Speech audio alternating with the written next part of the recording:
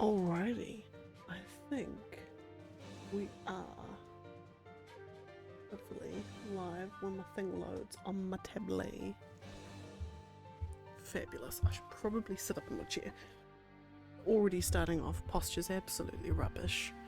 Need to open that up. Oh goodness. That better? We'll see. We'll go. Okay, right. Let's get into things. We're kicking straight into things. Not letting up. Where are we? Cap Sage. Okay, okay. Alright. Day 115. Where we put the ring light on. There we go. Day 115 of the Naruto-ness. I have my lovely dinner beside me, which is interesting combination. We've got chicken. We've got some kale and spinach combination. And we've also got 2 slices of French toast with egg and milk and cinnamon, because I'm on a French toast craze at the mo, much to my detriment, of course. But you know what? There's no sugar on there. I'm not putting any added sugars or salts. So I lied. From the milk I technically am, but not sugar directly. So we're eating that, and that is my dinner, so I'm going to be munching and crunching away. So I do apologise in advance if it's loud. But I've already hit retry, I've already to a stellar start. But we're on day 1 of the classic let's lose weight and be healthy fiesta that everyone goes on. But we'll see how far we go. So far so good. I've eaten no junk today except 8 biscuits, which was technically, I had to, because I had to get rid of the packet. So now I'm out of biscuits. So I'm out of biscuits, so I whatchamacallit, out of biscuits, so now I'm not tempted anymore. And the rest of the thing can go well. Oh my goodness, truly gaming, thank you so much for lurking. I hope you're well. I hope life is good.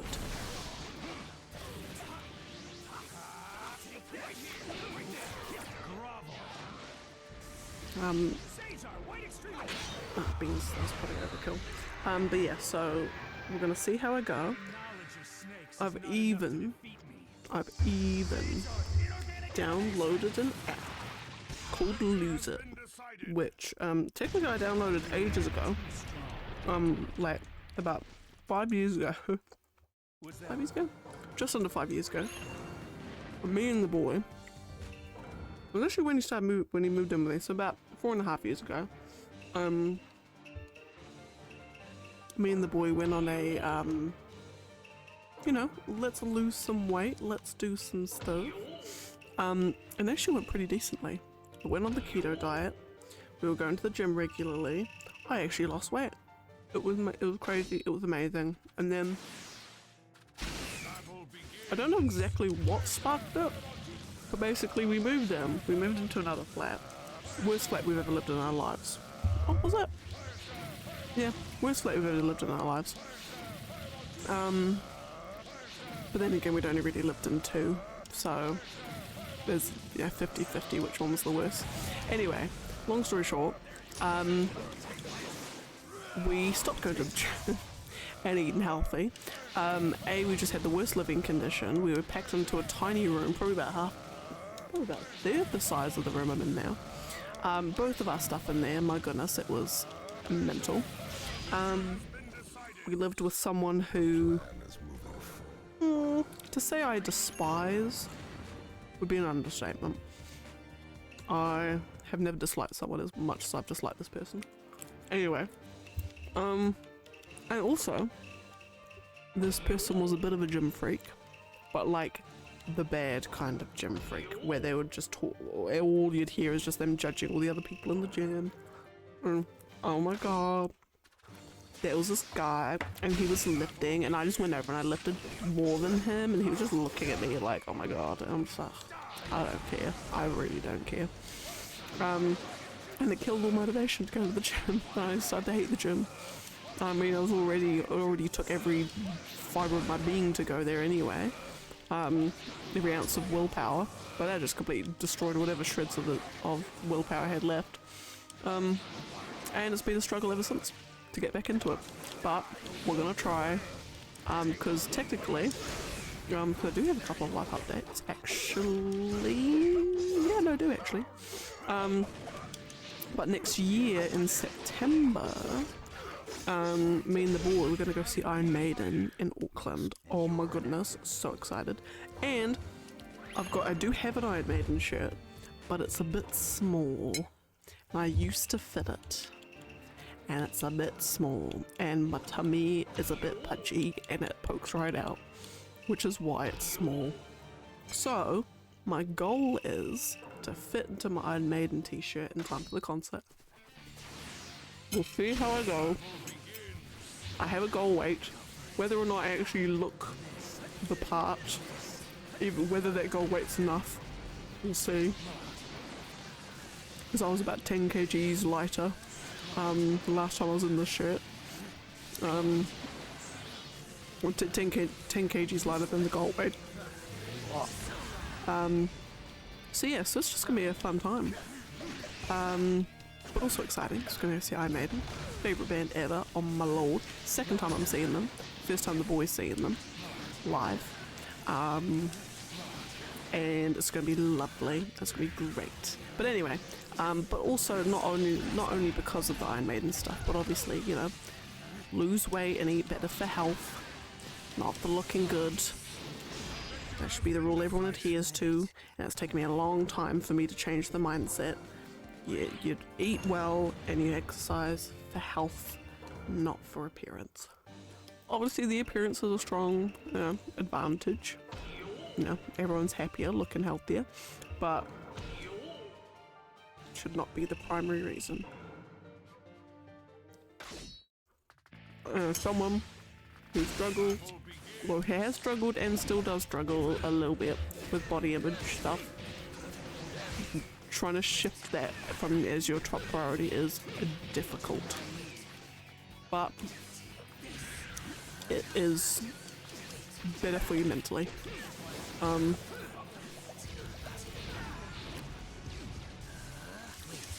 Because I'm sure even if I ever got to my goal weight, I got to the shape I wanted, I would still find more things that I'll still find more things that I'm unhappy with, so it'll just be a never-ending battle.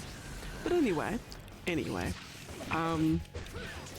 yeah, so that is what's the main thing that's been going on, so we'll see how it goes.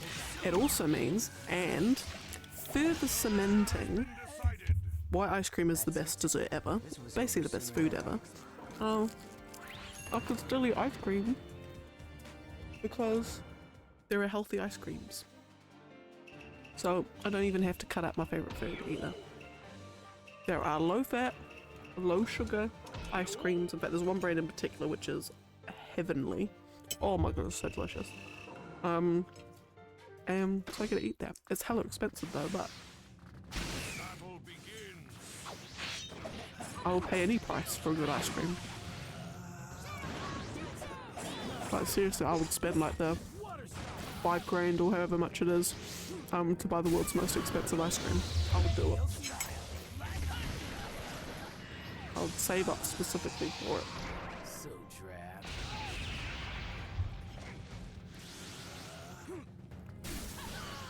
Another one, and that's just to give me time to get 100 chicken. So drab. So that's the main. This is the biggest one, but this app in particular, the app in particular, I've said that I'm on the heart health program, which all that means it doesn't give me particular foods, although I think I can because I bought premium. I bought the premium edition of the app, which is weird paying for an app, but I get a whole bunch of extra stuff. But I'm on the heart health program, and basically it means I've got daily targets for sodium, saturated fats, and fiber. Just make sure looking after my blood pressure, because my god, it's atrocious. So yeah, so we'll see how far I get, but even if I've lost something by Christmas, at least I'll be happy. If I can get under 100 by Christmas, that would be fabulous. Probably won't happen, but at least I can try. It's also going to be a challenge because I've got like a big family birthday next month, and then obviously Christmas and New Year's, you know, so there'll be a lot of eating, a lot of temptation. So I don't want to completely limit myself, but also I don't want to overdo it.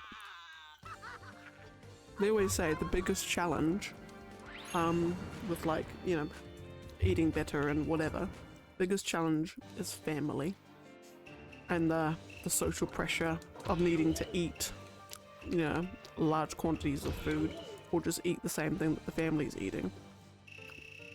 I did once when I was doing my keto diet. I went to a birthday. I think it was like a fifth or fourth birthday of my niece, and I bought because it was in the city, so I bought my cabbage and bacon salad, which was literally just cabbage and bacon, to heat up, and everyone was like, "What are you doing?" And then so I had to heat it. I was only allowed to heat it up in the microwave after everyone had already finished in the kitchen, because they said it was going to stink out the kitchen, and it didn't even. Yeah, so that was fun. But I suppose that's always the challenge that you have, so you just kind of have to eat less than you normally would. Which isn't exactly too hard, I guess. I think it's just more about being strategic with what you're eating, I think. You challenged me when that was all.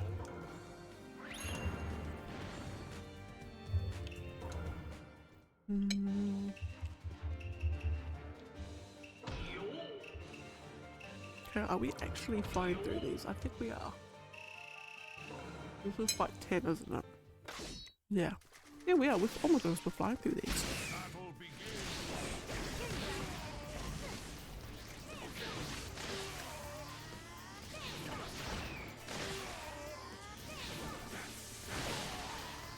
Tobidama, come on.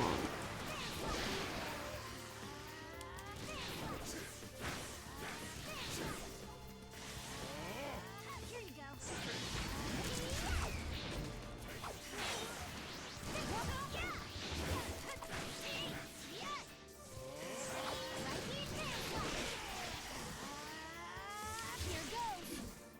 Ah, beans. Ah, definitely beans. Got no substitutions, but should be alright.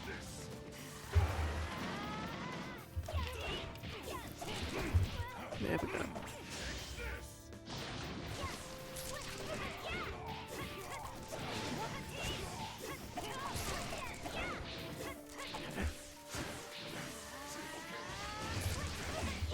Should have him now.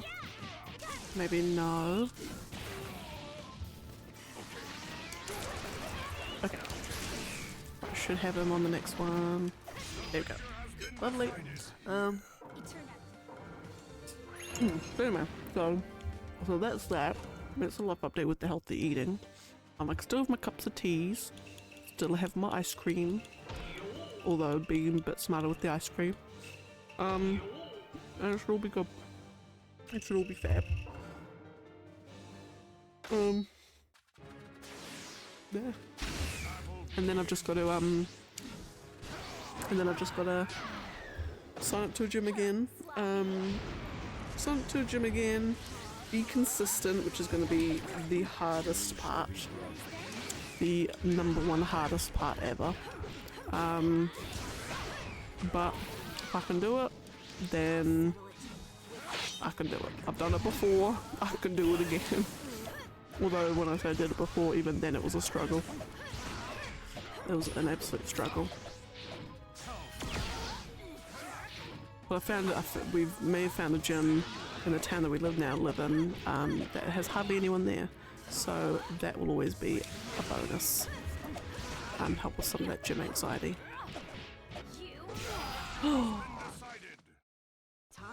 Googly moogly, it's Bull. How are you? How are things? How is life? How is games? How is everything? I have returned. I resurfaced once again from a strange that it even was a thing, and short-lived, thankfully. Few days where I'm just like, video games, I'm not feeling it. Which is weird because it was a long weekend, so I was like, even normally on long weekends I'm like, yes, I can get max game time in. I mean, I finished 2 jigsaw puzzles. Finished 2 jigsaw puzzles, probably about it, but yeah.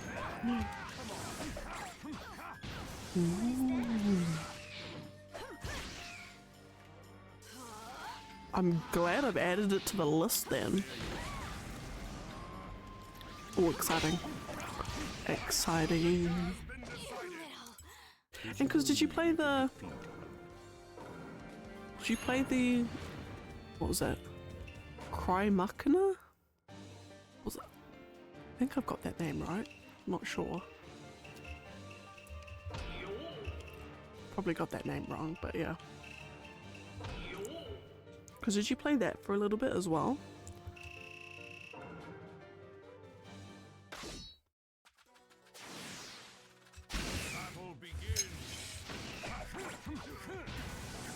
You did. Oh, so mad. I was all ready as well. I was like, great. I can actually now start watching streams again, and then because the where did we end up going? God, we went out so many places on Saturday, and all of it was food places. I don't think in the last week, I don't think me and the boy have ever eaten as much food as we have in the last week, and we are nauseous. Damn. Of course, yeah, because you got like, there was like 7 games or something that you got all the codes for. Nice. But how is it? Is it good? I mean, it's only early days for it, I guess, but was it quality?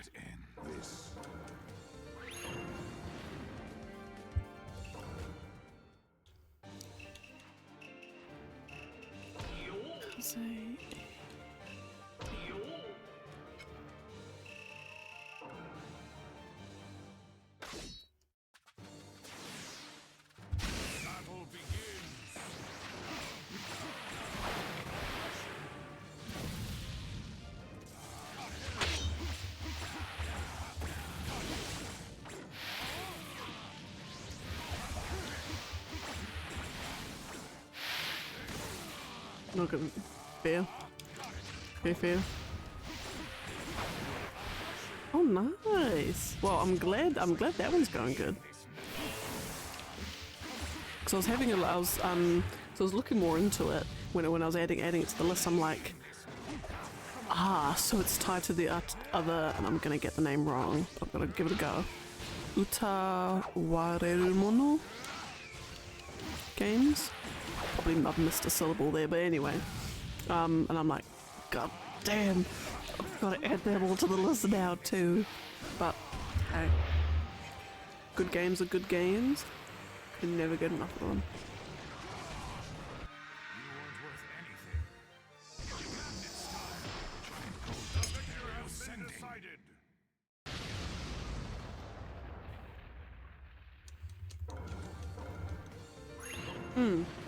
Yeah, it was like something like it's a weird name. It's like a normal sounding name. I could be wrong. But yeah, it was like one of the main characters or something from those games. It's like a prequel to his origin story or something. Anyway, I didn't want to read too much into it. I didn't want to spoil anything, but The thing is, so many people love it. I mean, my my game budget, because technically I'm budgeted for 1 new game per month, and I currently have nothing in, or there's nothing slotted in for January yet. No, December. There's nothing slotted in for December yet. So I might have a little look-see.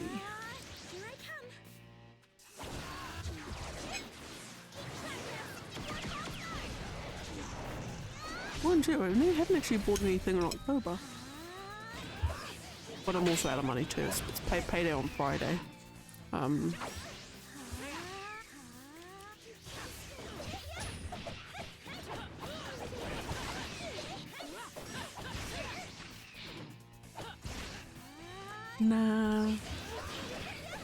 Nah, I see, like, you know, from February like 1st right through to February 28th, there's like nothing. I mean, there probably is something with thing, but I'm like, there's nada. But then, because it's a leap year, that means there's a February 29th. And I don't know why Square Enix picked that date. It's an odd date to pick, because it means they're going to have an anniversary for the game once every 4 years. I'm sure it means something. But whatever it means. Why would they pick that date? Oh, I'm sorry. Oh, I'm sorry. Okay. Very brief. I'll keep it brief because I always go, suddenly it turns into like a half an hour long tangent. Brief Final Fantasy VII Rebirth intermission. The more I hear about this game, the better it becomes. There was an interview with, oh god, who was it with? It was the director. Ah shit, forgot his last name. But he was like, just, you know, talking about stuff, and they said there's gonna be like little like side content based around the summons. Like there'll be whole like side quests that you do to get a particular summons, and like the lore of the summons in the world kind of thing. And I'm just like, so what? Do you mean we're gonna go into like Leviathan temples or something? Sign me the hell up. Sign me the hell up. And then he said something which, you know, yeah, he phrased it as a question, but it's obvious what they're getting at. And oh my good golly, if this actually happens in the third game, I think the whole world's gonna collectively lose their minds. He's all like, oh, you know, so thinking about summons and everything, and, you know, we were kind of thinking, you know, to the interviewer, what do you think, you know, what would you think about, you know, making like the weapons summonable? What do you think that would be like? Do you reckon that would be kind of cool? And the interviewer's like, yes, it is. And then I'm like, why would you say that? Why would you say that if you don't have plans to make the weapons summonable? Why would you say that? Does that mean the weapons are so summonable in the next game, or maybe even in this one? Because they had a weapon, presumably a weapon, in the trailer.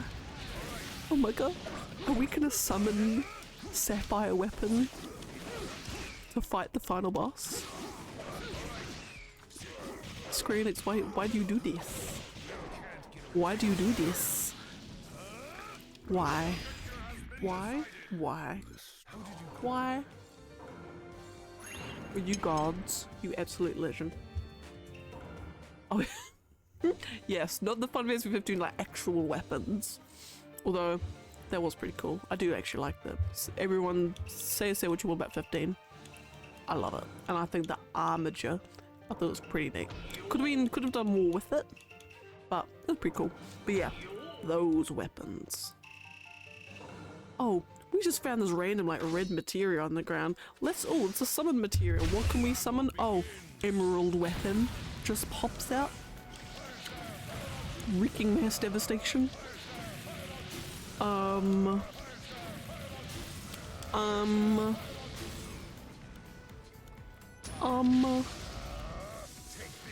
oh, it's so exciting. I'm so excited for this game. I'm so excited. It's gonna be so great. And you know what I'm even more excited about? No matter what the story ends up being, no matter what the story ends up being, no matter what twists and turns they throw our way, it's gonna be the theorizing after the fact. It's gonna be all the theorizing that happens after the 3-hour, 5-hour analysis and theory and speculation videos. Oh, I am so incredibly excited for those. I must have at least watched like 30 hours worth of stuff since remake, and it's just going to be even more. And with the sheer volume of content that this game's going to have, my god, it's going to be incredible. It's going to, oh. Look, I'm just like the heart, like I'm getting butterflies in my stomach just thinking about it. I'm that excited. So anyway, February's gonna be a great month. I've already told my work colleagues and I already booked my leave in, which my boss accepted straight away because I did pre-warn her. But yeah, but anyway, yeah. Oh, 15's your second favourite. Yeah, I will to the end of my days. In fact, I'll defend any Final Fantasy. Actually, I'm here for the Final Fantasy underdogs. I'm here for the 13s, the 15s, the 12s.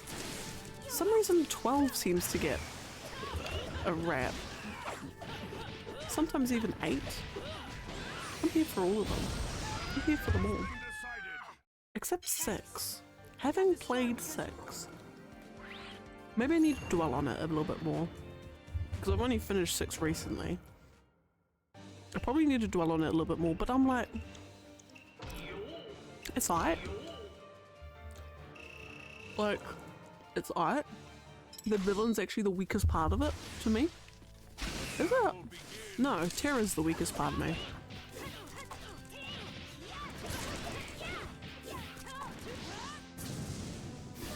If you think about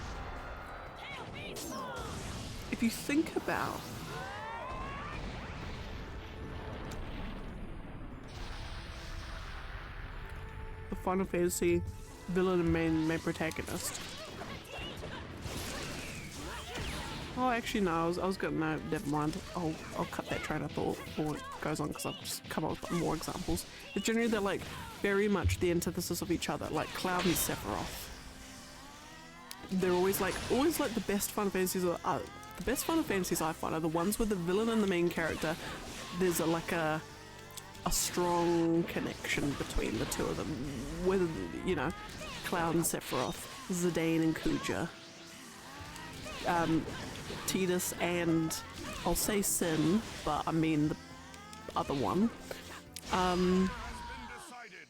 Noctis and Arden. I would say Clive and Ultima, but probably not as strong as the others. You know, I always find those are the better ones. But anyway, but no, I will die on the hill of 15. It's a good game. Top 3, 10, 15, World of Final Fantasy. Oh, that's a good one as well. That's a good one as well. Oh, I went in to World of Final Fantasy because it came, I got a copy of it as part of the bundle, the PlayStation 4 bundle for 15. And I went into it not really expecting too much. I was blown away. It's incredible. It was such a great, it was more than I thought it was gonna be. I just thought it was just gonna be a cutesy little spin-off. I wasn't expecting A, a full-blown game, B, a game with the depth that it did, C, a game with the story that it had. So I'm like, okay, it's just gonna be a generic little story. Not even. Oh, you want the kind of depth that like Final Fantasy games have? Here you go, monsieur. And that was just incredible. I mean, I'm always a fan of little Final Fantasy references, so you know, you got your little guest characters and whatnot. Summon old Sephiroth, my bae, my love. Which is fabulous. It was just fabulous.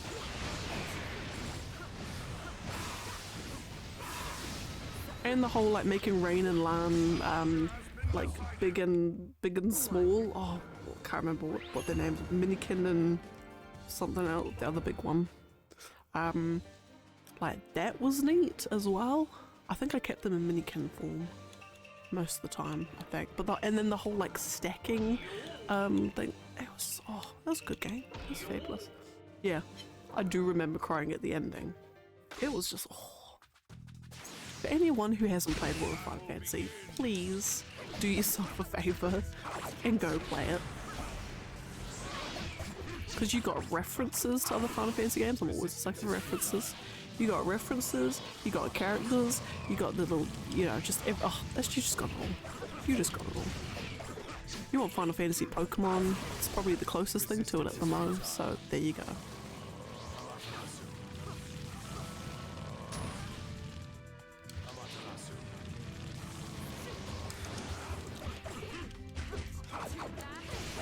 Anyway, so that is my brief Final Fantasy VII Rebirth intermission. Oh my god, I've got another tiny little tidbit. It's not like confirmed that it's a thing. It's not confirmed that it's a thing. Oh, I know, yeah. A Pokemon spin-off. It's got when I was playing it, not once did I ever think, oh, this is just a Pokemon ripoff.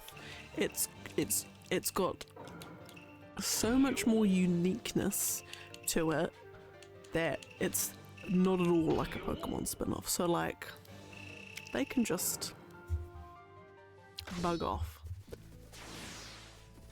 Anyway, another little tidbit, not confirmed, but I've heard it in a couple of theories,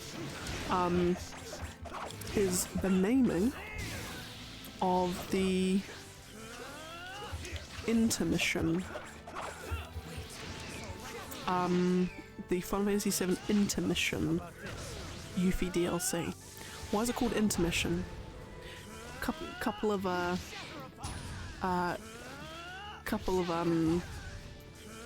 whatchamacallit,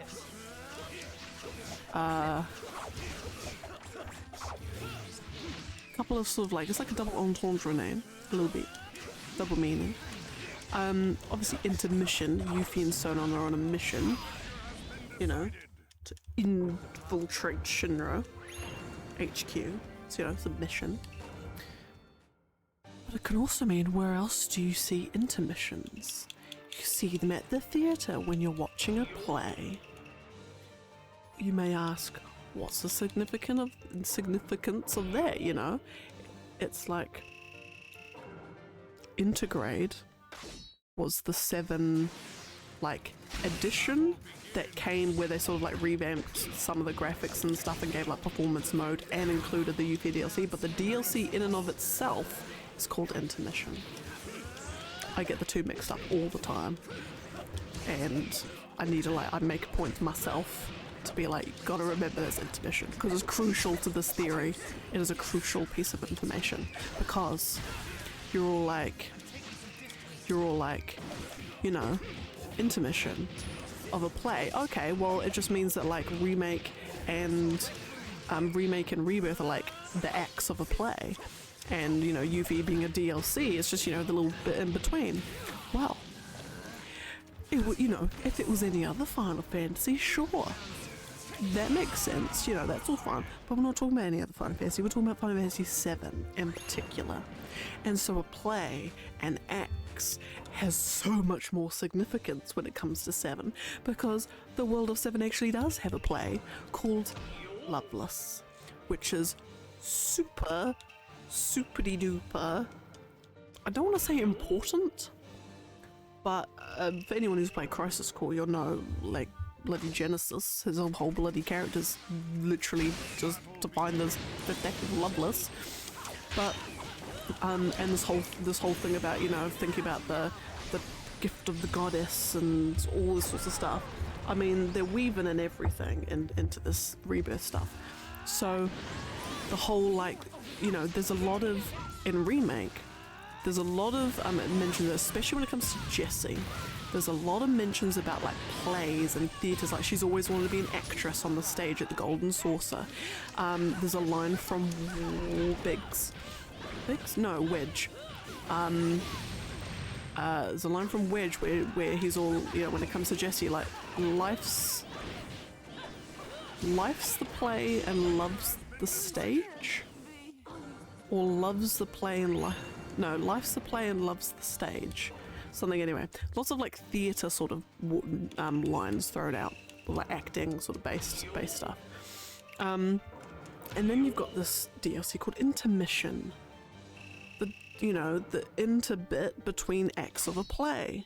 So are they weaving this play symbology and metaphors in for a reason? Is Loveless and that whole fifth act of love, the missing fifth act, and the whole, you know, what is the gift of the goddess, is that all actually gonna play into whatever plans they've got for the story? Is, you know, is each game, can you look at the acts of Loveless and then look at the games in the trilogy and actually be able to match up the acts to the game?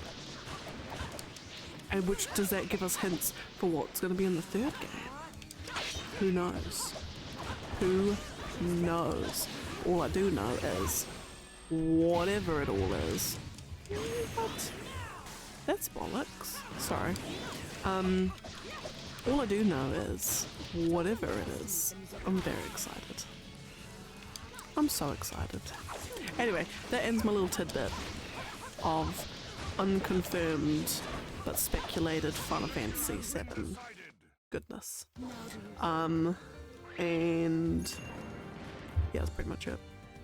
That's pretty much it. And thus, officially ends my Final Fantasy VII Rebirth interlude. Now we go back to the normal programming, where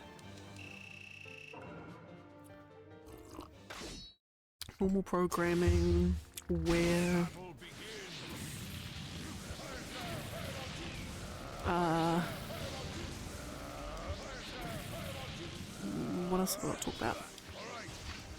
Not too much, actually. In exciting news,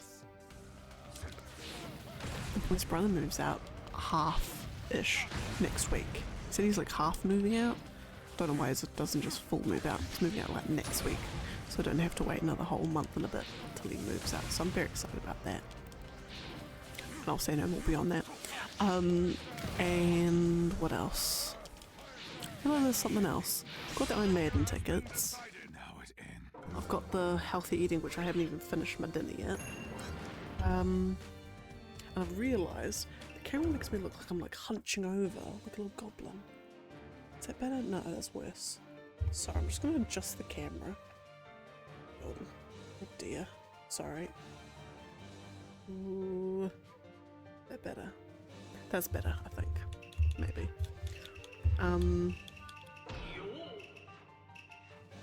What else? I've got my day off tomorrow from work, so I'm planning to stream a lot. As in like 4-hour stream. Just to crack through more fights on this. Plan on doing like 160. I need to get to like 160 fights basically is what it kind of equates to.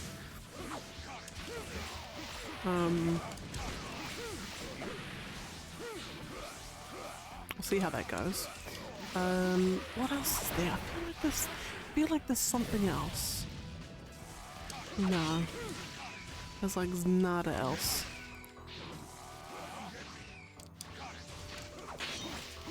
But oh my goodness, we ate so much food last week with the boys' sister here.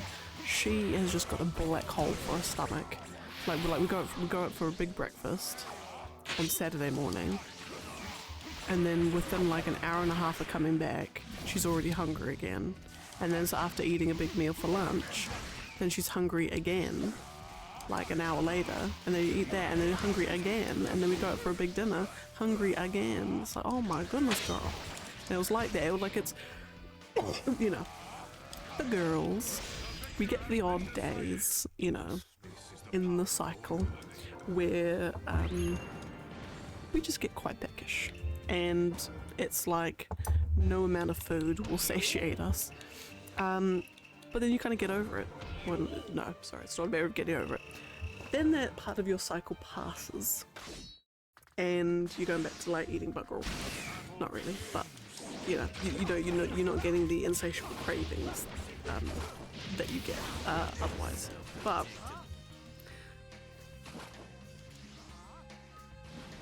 I'm so confused. So you don't usually get the mad cravings for an entire week.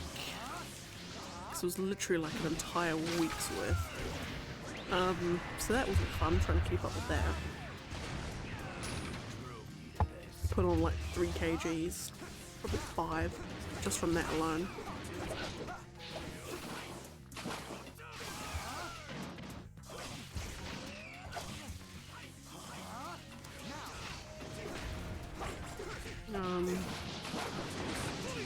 So yeah, you know, another reason why we're kind of wanting to get a bit better is just to shed the excess weight from that.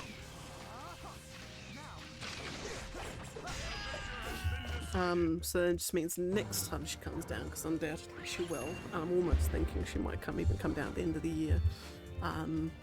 Just got to find a strategy for not eating that much.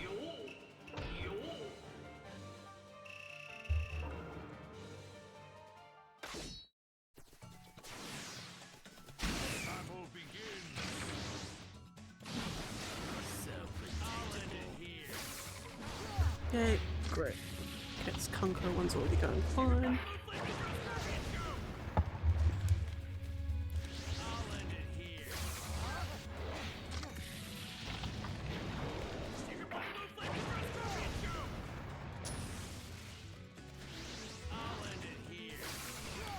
We're gonna do another one.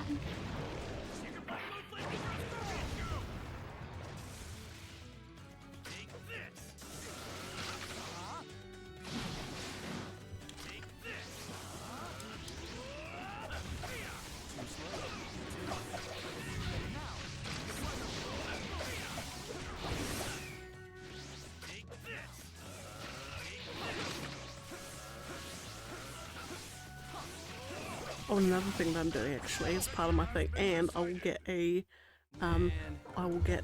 notification about 15 minutes time when it's 7:30 p.m. Is I'm not like, it's basically intermittent fasting pretty much, but I'm only doing it for like 12 hours at a time. So from 7:30 to 7:30 p.m. to a.m. will be my fasting time, which isn't too bad.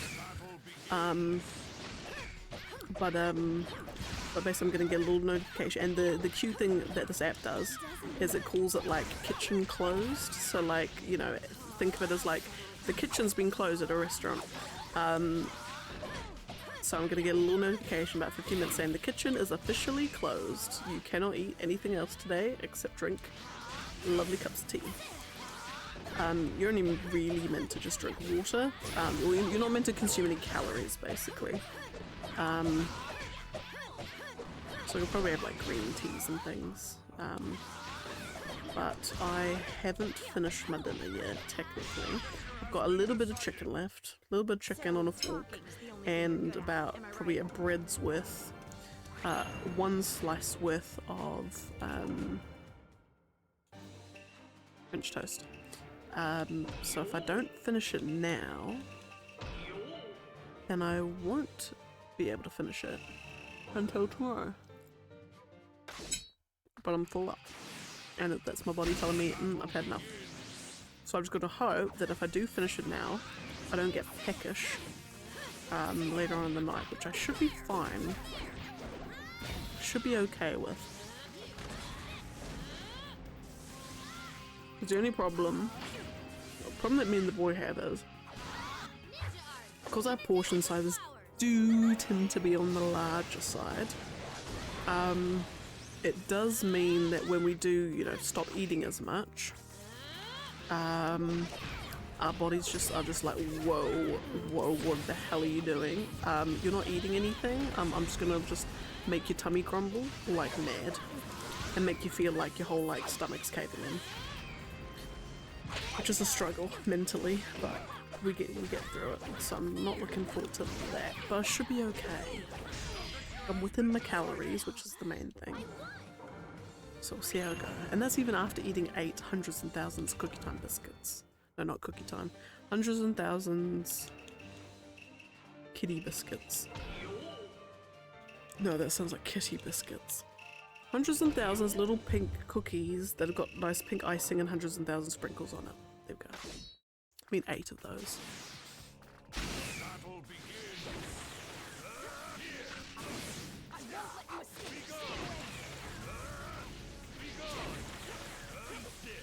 Haku, can you stop jumping around?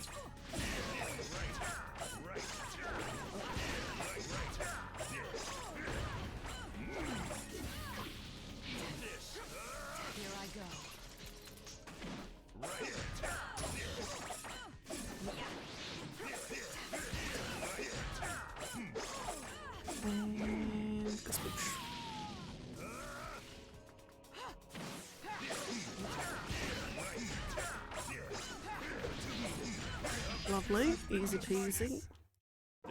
Okay, we are really just smashing through these fights. This is unbelievable. Okay. Ku and Hanzo.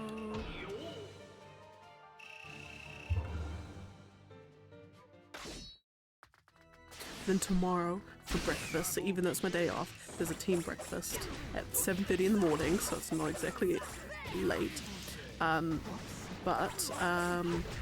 gonna go to that. I'm gonna have some croissant French toast, which is probably gonna be my calories for the day, but you win some, you lose some.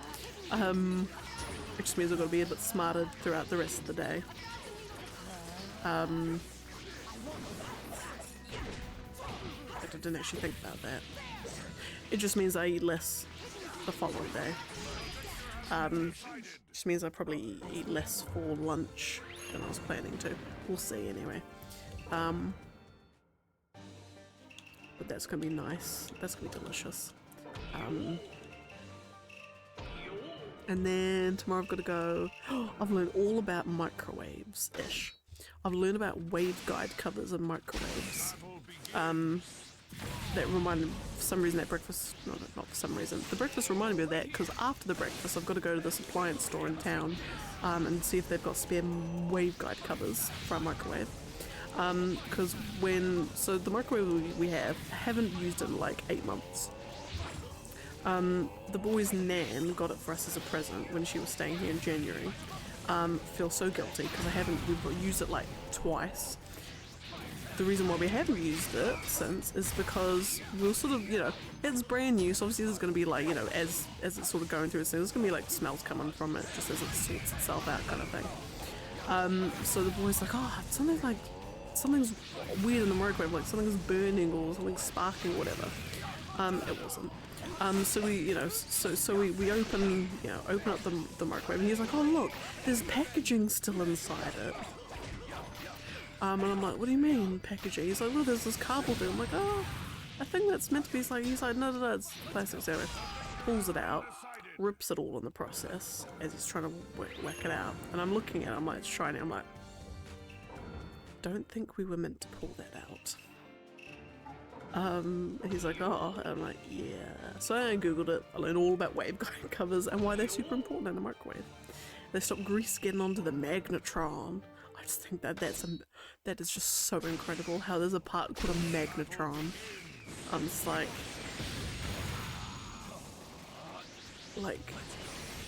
I just think of Megatron and I just think of Transformers, but anyway, it stops grease getting on the magnetron and it's made out of mica because it's a material that lets microwaves get through it. But keeps the grease out. So anyway, so I've got to, technically while you can use the microwave, it's not like it doesn't work, you can technically use it, but we don't want grease getting onto the magnetron. And with how messy the ball is, grease will get onto the magnetron. So, so anyway, so I'm gonna go to some appliance store and see if they got spare waveguide covers, or if not, do they have a spare mica board that I can then cut size to fit inside, to fit on top of the waveguide. And so that is why that all reminded me of things. So I needed to go to town anyway. So I'm like, well, you know, it's my day off. I'm quite partial to a croissant French toast. And I might as well get a microwave fixed in the process.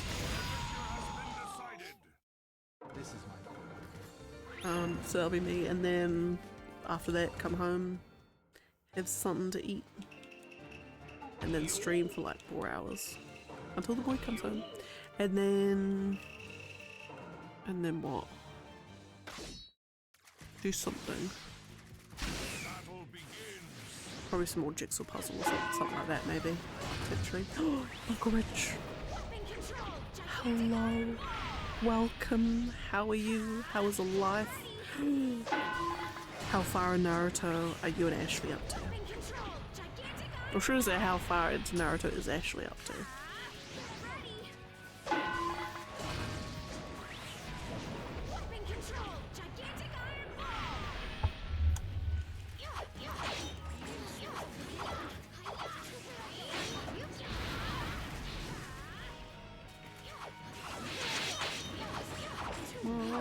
There we go. Lovely. Goodness, we're speeding through these. And it's fabulous that we are as well. So what fight are we up to? 38. Yep. His schedule is lovely. So left the house, we finished Shikamaru versus... Ooh.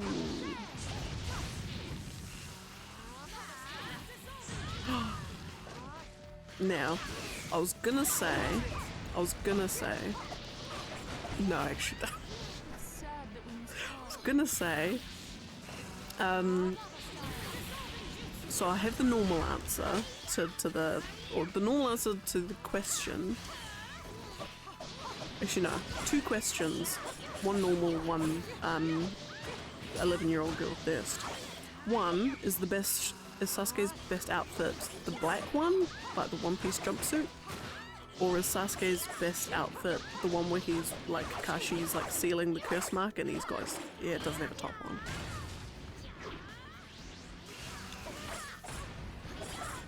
That sounds so cringe when I say it like that.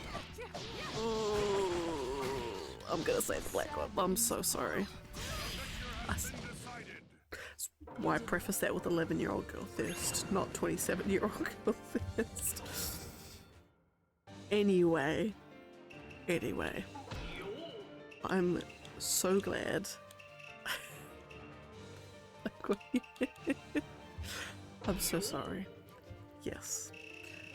Although the one thing is weird, they always found weird about that is like how his sideburn, no, it's not sideburns, the side hair bits get like really long, like randomly long. That's the only thing wrong with that outfit. But yeah, no, him and his entrance is great with Kakashi. Kakashi's just, oh, he's just so badass. I love it. And his whole fight with Gaara, and Sasuke's fight with Gaara is great. As short-lived as it is. But yeah, oh, exciting. Oh.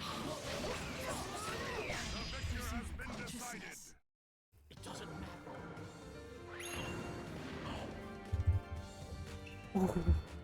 Honestly, if she's asleep, you don't, like, it's all good. You don't need to, like, wake her up just to bring her here. But oh my goodness. Oh my goodness. Oh. Oh. I so desperately need to go and watch that all again. Oh my god. I really do. I'm so happy that I'm happy that she wasn't ready for the first death. As weird as it sounds.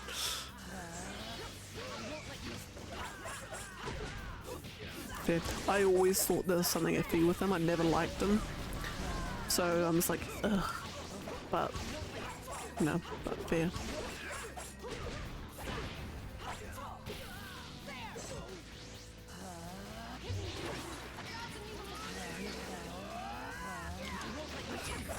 Excuse me.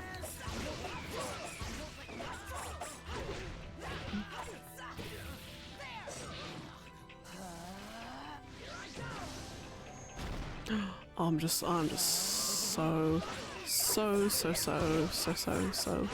happy that she wasn't ready. I need to hear her thoughts on everything. I need to hear her thoughts on like Gaara just straight up just like murdering everyone he comes across. I need to have like the whole Sasuke and Orochimaru and curse mark business. And then we've got, oh my goodness, and then we've got the whole like, yeah, Zaku and Kin and Dosu. And those three weirdos, and just, oh, it's just some good stuff. It is just some good stuff.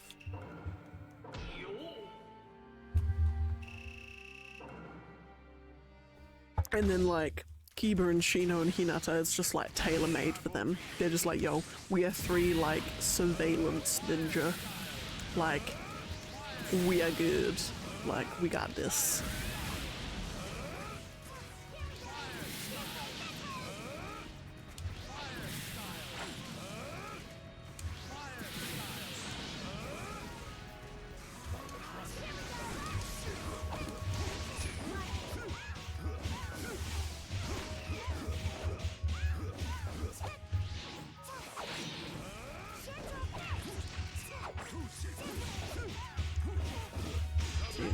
Lovely. Oh my goodness. And then the whole preliminary fights as well. I need to know what she thought about all of those. I need to know what she thought about Lee versus Gaara. I need to know what she thought about Neji versus Hinata. I need to know what she thought about Sasuke versus... oh god, like Mizumi or Tsurugi? I think his name is, the weird twisty guy. And oh my goodness, and then like the Sakura versus Ino, and then I mean Naruto versus Kiba's Naruto versus Kiba. Kiba should have won that. But oh my goodness, and then we've got Tamari versus Tenten. That was savage. Oh my lord. Oh my lord. Oh my lord. The one that I just never remember is Shino versus is it Shino versus Kankuro? And I can never remember it, which is why I'm uncertain if it was those two facing each other, but I'm pretty sure it was. That one was underwhelming at best. But I think it's just because I'm fairly meh on both those characters anyway.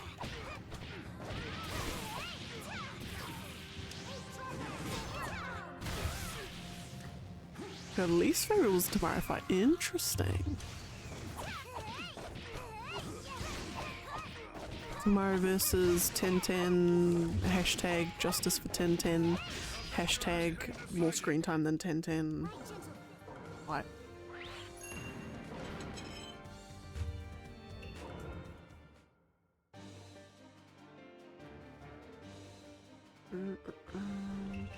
Tamari. Speaking of Tamari, and Haku, I took place. Oh shit! Really? Excuse my language. Why do I always remember that fight being way longer? I suppose it's probably because at that point there wasn't like neither of those characters really like. I mean, yeah, neither of those characters really, at that point in time, had much going for them anyway. Tamari only really sort of, became more of a thing when, you know, Kishimoto realized there was a bit of sexual tension between her and Shikamaru, but I shouldn't say that about 13-year-olds. Oh my god. I'm so sorry. Some possibilities for romance between the two.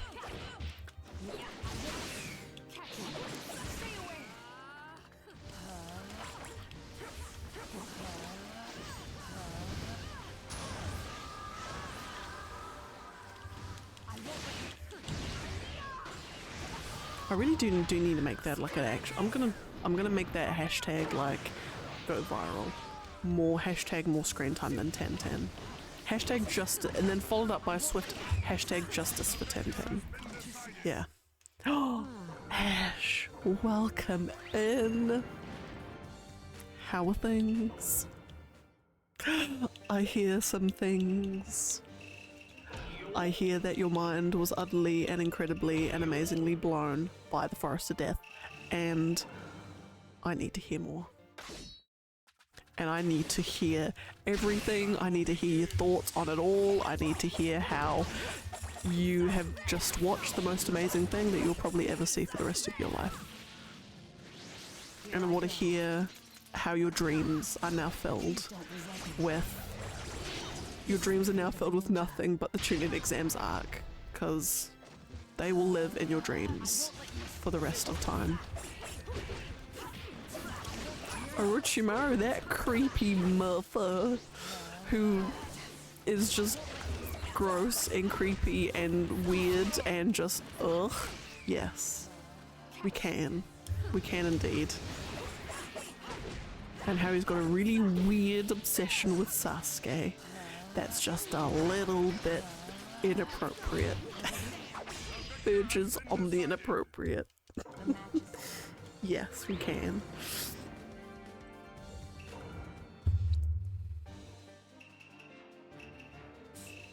Say and Hinata. That whole like set of scenarios was chef's kiss. And me, being the 11-year-old girl that I used to be, when Sasuke suddenly went all like evil, quote unquote, you know, badass Sasuke, like angry, angsty Sasuke, my heart exploded. It was just like, yes, you're so cool, and you've got these really weird, cool black markers over your face. It's all like swirl around, like got purple swirls all around. He looks so cool, and he's so like, grr, and it's just yeah.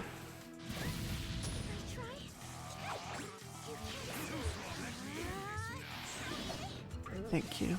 I feel as a fellow woman, I feel validated, and I'm glad that you understand where I'm coming from.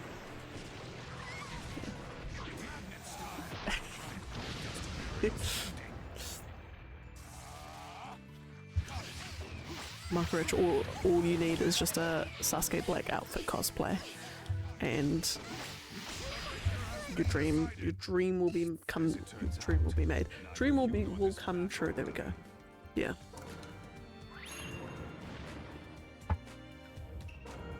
Oh my goodness. So yeah, so Forest of Death, isn't it just incredible? Isn't it just amazing?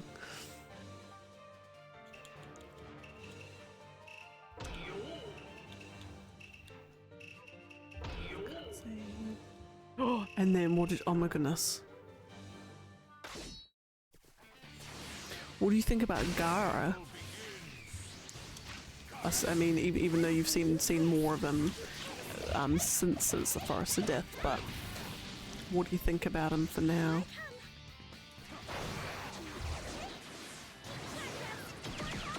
Oh, and also, how you say like the arc has just gone to like 10 and just hasn't come down. It will never come down from 10. Like, you've got like, I don't actually know how many more episodes there's, but it won't come down from 10 until the end of the arc. Like, I can tell you that right now.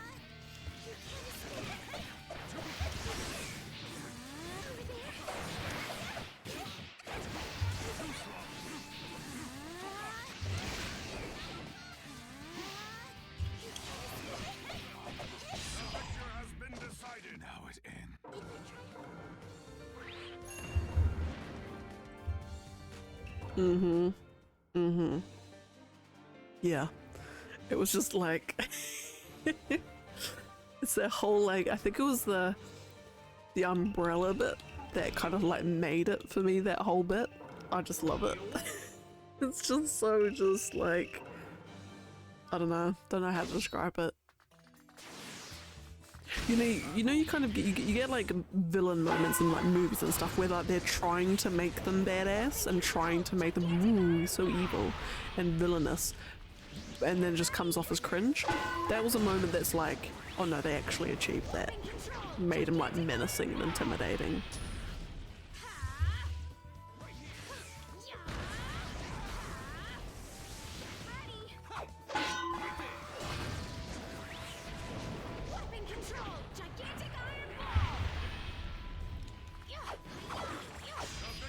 Lovely. Well,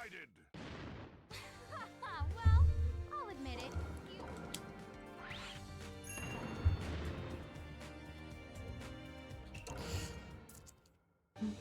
And Sasuke Tucker.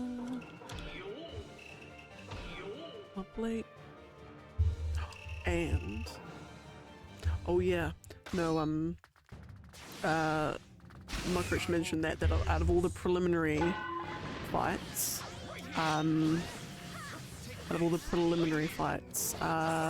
one was the one you liked the least, which, to be honest, I can't even remember half of it. The only thing I remember, and that's just because I've seen it, it's a screenshot that they used quite a lot on the Naruto PS2 games, is the bit right at the end, I think, where like Tenten falls down and then like lands on top of Tamari's like fan thing, and it's just like Tamari just holding the fan there and like Tenten's body just like laid over it. That's what I remember from that fight, to be honest.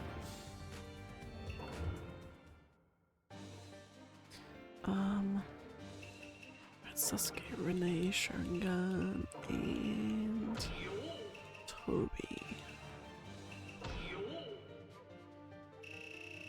Oh, but now, important question. In fact, two important two important questions. One, what did you think of the Neji and Hinata fight? No, three important questions. Okay, I need to know what you thought of the Neji and Hinata fight, the Rock Lee and Gaara fight, and the Neji and Naruto fight.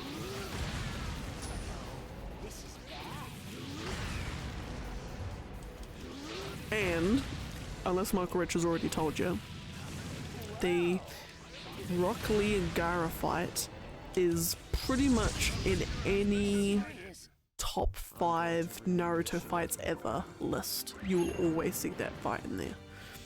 That is often considered one of the best fights ever in Naruto land. So I'm interested, very interested to hear your opinion, thoughts, concerns, questions, suggestions, ideas, and dreams.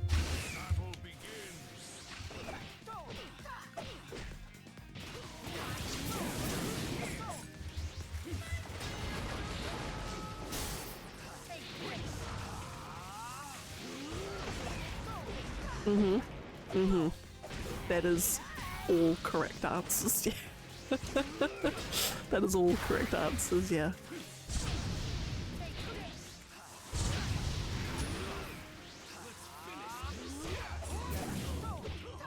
I think that like that you're correct, like you're correct in that Rock Lee and Gaara fight is I think the moment where everyone's like, oh, I might have a new favorite character.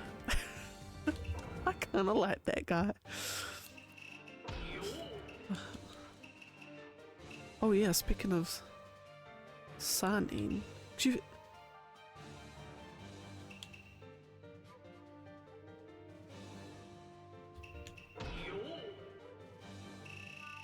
have met Jiraiya, haven't you? I was gonna say, does he teach Naruto something? Like, no, he doesn't teach Naruto something till later. But does he? No, he doesn't, yeah.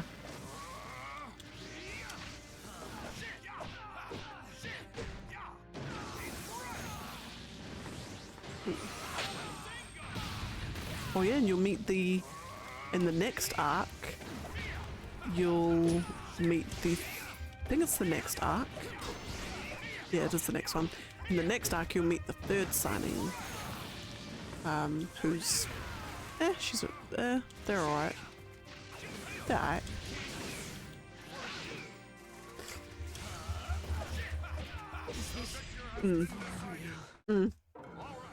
And honestly, like, I'll say this much, Jiraiya throughout, like, OG Naruto, I'm like, you know, I guess his character is just looking at ladies. He loves the ladies. But when you get to Shippuden, there's there will be a whole arc. And you will love Jiraiya by the end of it. You will love him by the end of it. And I will say no further. I will not say anything further. But anyway, I'm also going to say something else. No, I need to run an ad after this fight. So for those it applies to, I'll return shortly after.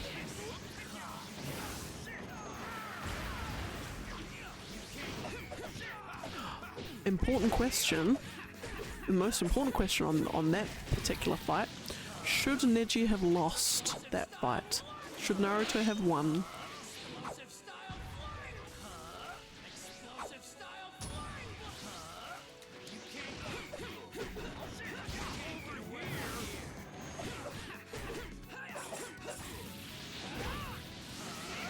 Like, if you were sort of writing that fight, you know, message and all, whatever, should Neji have still lost? Knowing what you know about Neji and Naruto to this point. Okay, and I've got to run a super quick ad. BRB to those it applies to. And for the rest of us, we continue. We continue. Kakashi and Minato. What am I on? 553. Okay. Battle begins.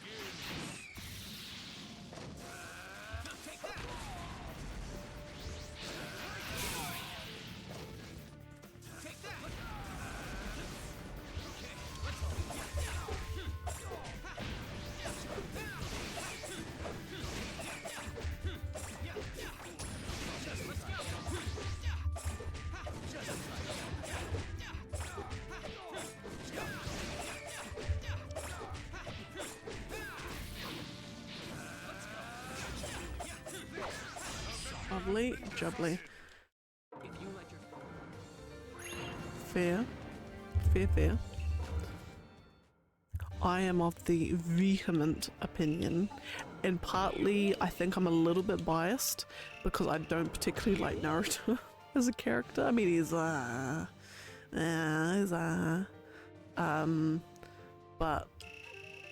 I was a fan of Neji at that point. I'm like, Neji shouldn't have lost that. Yes, that was going to be my next question. And then it was followed up by one of my personal favorite fights ever in Naruto. And that's purely just because I like a bit of intelligence, I like a bit of strategy, and I like a bit of explanation about the strategies as well. I thought that was so incredibly clever. So incredibly clever. And so incredibly amazing that in all the Naruto games since, there's even a ninja tool item that you can use that is Shikamaru's coat with the kunai, like that one there. Oh my god. Oh my goodness.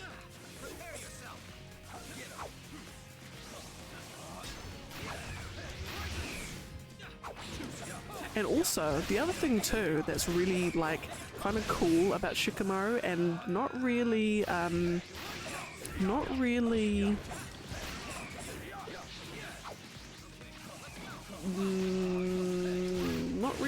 kind of, what's the word, utilized, I guess, as such, is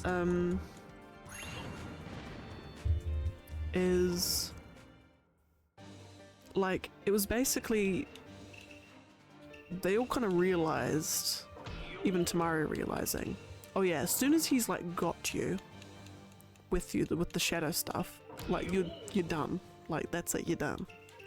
Like you're done. He could like easily, like he could have killed her right then and there easily. And it's kind of scary when you think about it. Like the shadow manipulation stuff is actually kind of scary. And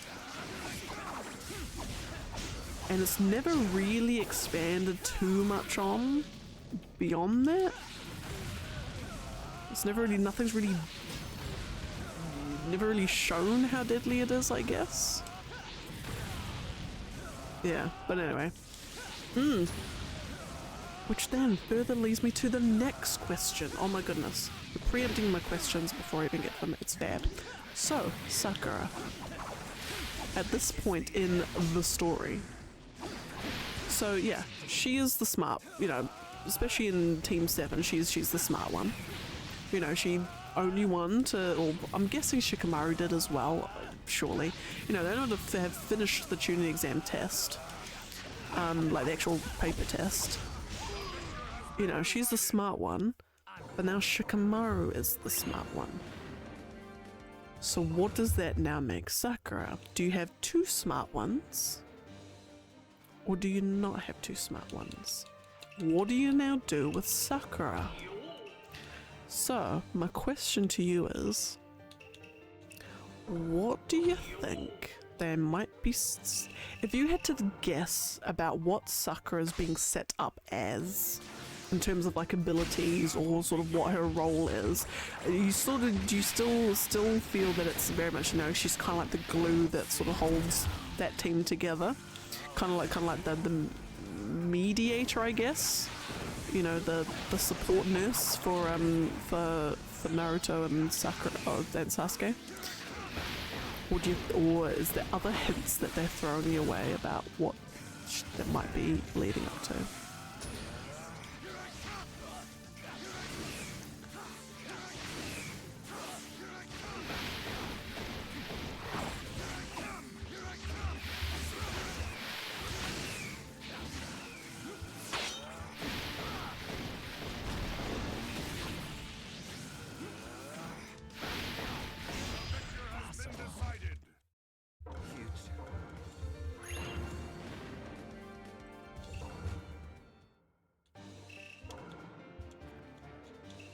Young Kakashi again, and fourth Kazekage. God, there's heaps of fourth Kazekage fights today. So 1, 2, 3, 4. It's like the fourth fight we've got to go.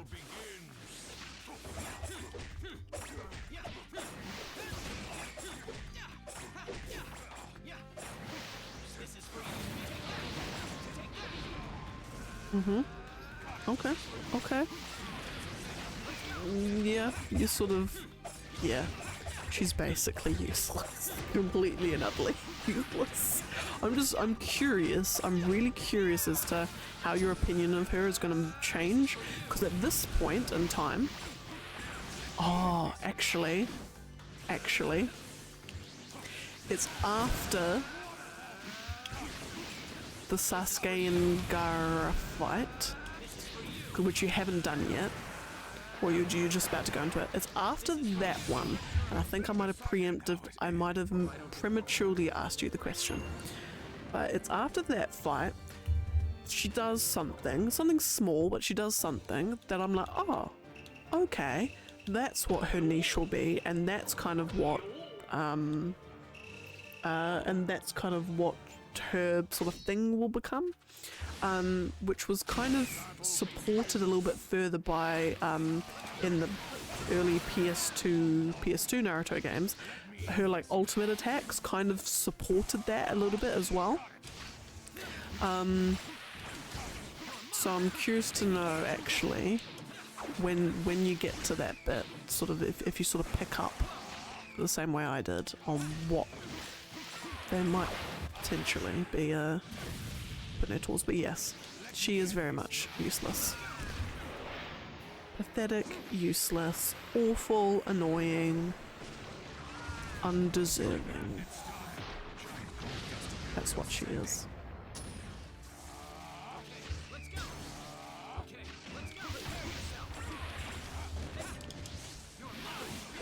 and I'm really, really, really interested in just like everything.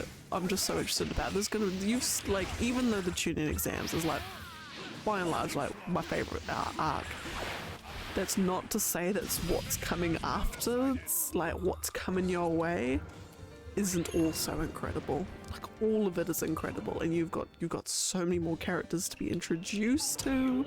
You've got so many more amazing fights. It is lovely. Oh, it's just lovely. So I would say the arc that follows it is, I mean, it's good. It's not one of my personal favorites. I think that's just because of the kind of characters that are involved. I'm like, but the one that follows it is probably my second favorite to the tune-in exams. It's got some incredible fights, incredible character moments. One of, again, another of the top 5 best fights in Naruto history, I think. And you'll often find on top 5 lists. And yeah, it's some good stuff. It's got some good stuff.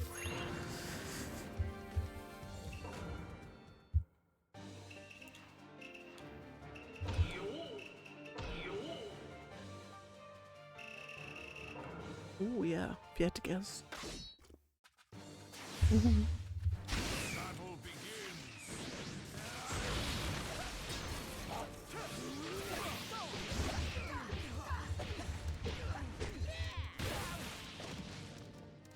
Take this.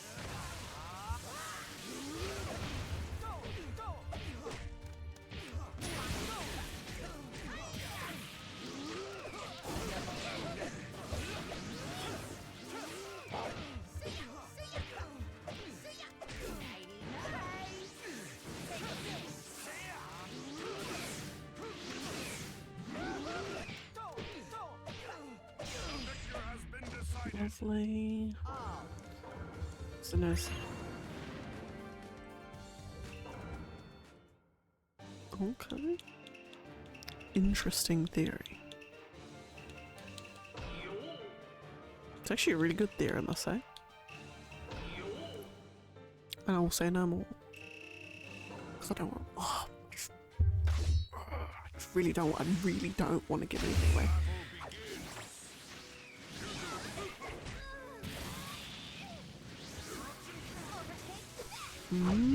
Oh yeah.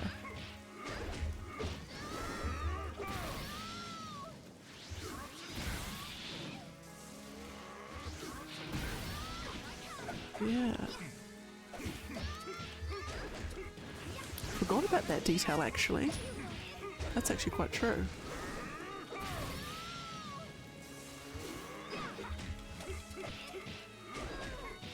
Oh yeah, kiss mark. Which I totally want to get tattooed on my neck. Back. It's on the back, isn't it, technically? Yeah, I totally want to get Sasuke's curse mark tattooed.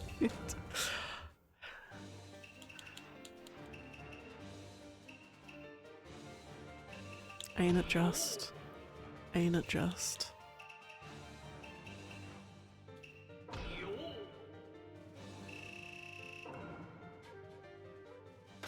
It's cool. It is cool. It is cool.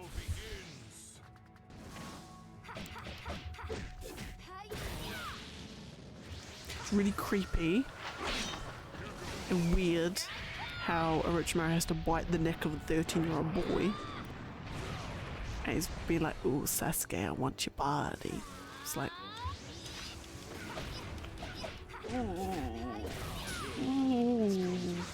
ooh. Yeah, this is a Japanese show. Ooh. Because you would not ever hear that in a Western made animation. Ooh. But anyway, it's cool. Orochimaru, I'll give you a pass because the curse mark is cool and it makes them all badass.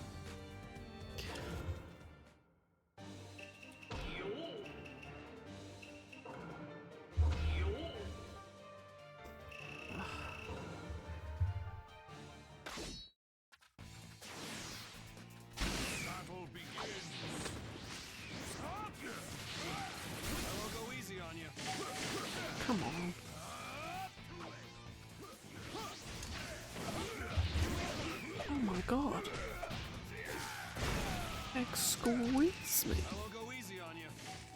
There we are.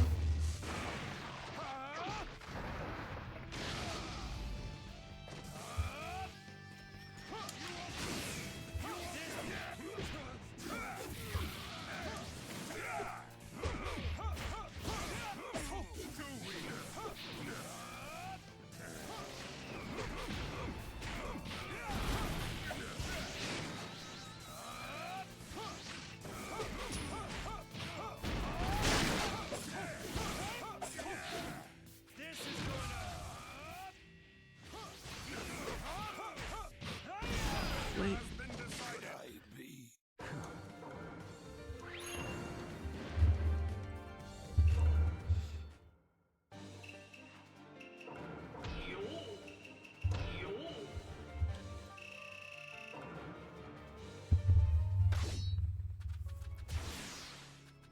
Battle begins.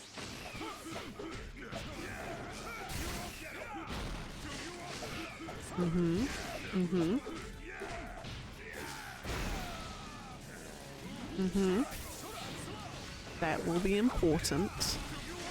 That's an important clue that will help us later. Yes.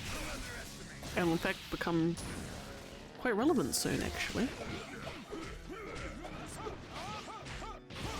will go easy on you.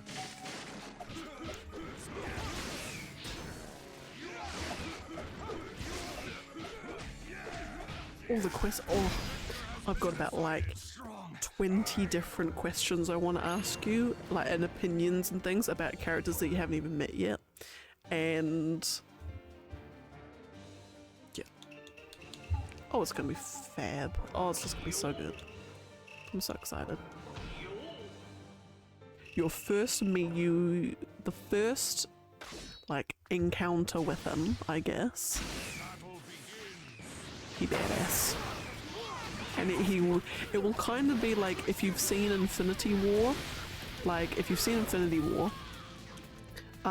very first scene with Thanos on the Asgardian ship and how he just completely and utterly decimates everyone. It's not that crazy, but he basically, the point is that Sasuke's brother will kind of cement himself instantly during the first encounter, but not super instantly. He'll kind of cement himself as like, oh, this guy's like means business. Oh, okay. Oh, this guy's got some crazy stuff going on. Yeah, I can't wait. So you've got that to look forward to, as well as like 50 other things you've got to look forward to as well. Go online. Rolt. I'm gonna guess it's Rolt K. Rolt K. Unfortunately, which also reminds me, you've actually semi-reminded me as well. Unfortunately, I cannot go online while I'm doing this quasi-challenge of doing a hell of a lot of fights in free battle, which has now reminded me that I need to update the counter up the top, which I will so do.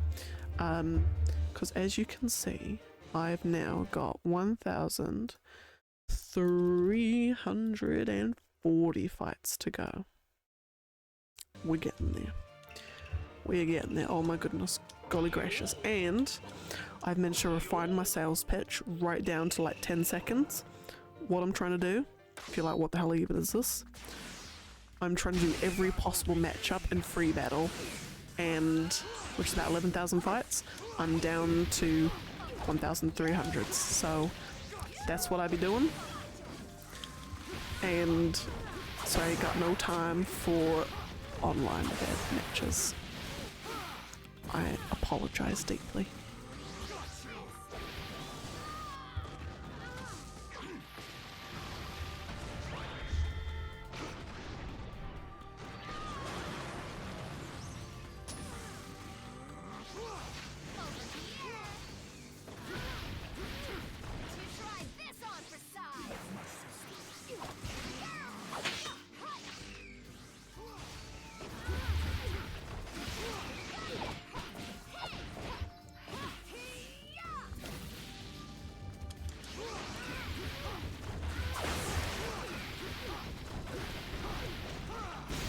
go. Lovely. Yes, oh my god. I can't wait for you to meet Sasuke's brother. I cannot wait for you to... Oh, there's just so much. I just can't wait for you to experience. Oh, it's gonna be so good. Oh, it's gonna be amazing.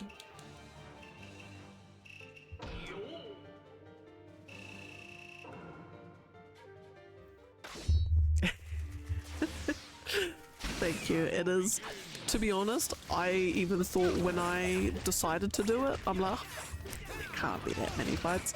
Chuck the calculator out. No, it's about 11,000. I'm like, surely it won't take too long to do that. And then lo and behold, give or take about a year and a half later, although I haven't been consistent. I was, you know, trying to keep it consistent twice every week, but I haven't been as consistent as I'd like to be. But I'm getting there. I'm getting there, and that's the main thing. I haven't given up. It is my ninja way.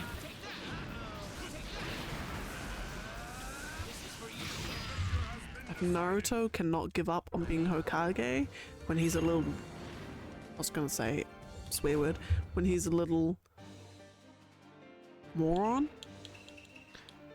then I shouldn't give up on this. And I still haven't determined what my prize is going to be. It'll probably be a biscuit. I'll have a biscuit and a cup of tea, and that is my price for a job well done.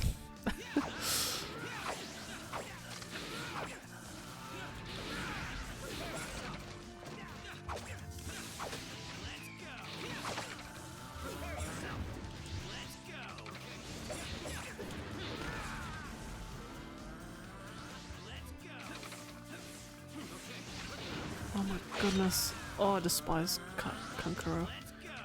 Come on. Oh my lordy, bruh.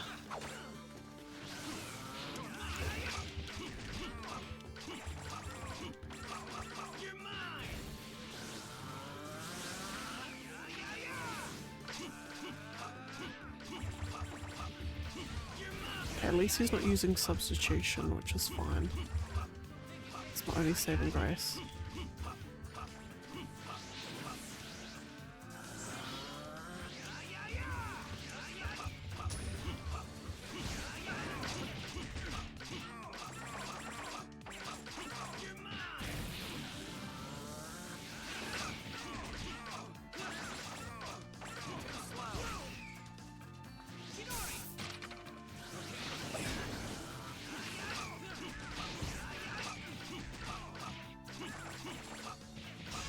Wasn't too bad. Wasn't too bad. Despise playing it as Kankuro. Goodness gracious me. Anyway. Anyhow. Oh my goodness, okay. Hang on, I feel like I need to ask more questions. Because there's, oh my god, there's just so much to unpack. There's just so much to unpack about tuning exams. And just everything in general and like where you think it's going to go. And just, oh my lord.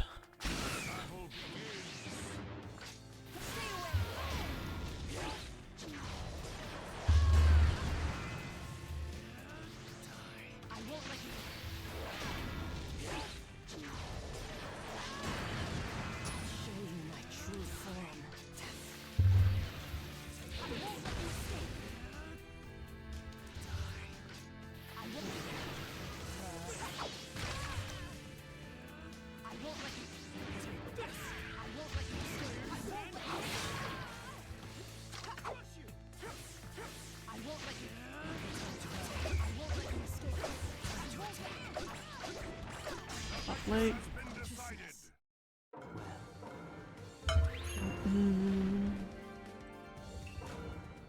in fact, no, okay. No, I'm not gonna ask any more questions until you've finished. No, actually, no. Even basically from where you are right now to the end of the tuning exams, there's like 50 million questions to ask you, even in just in that as well.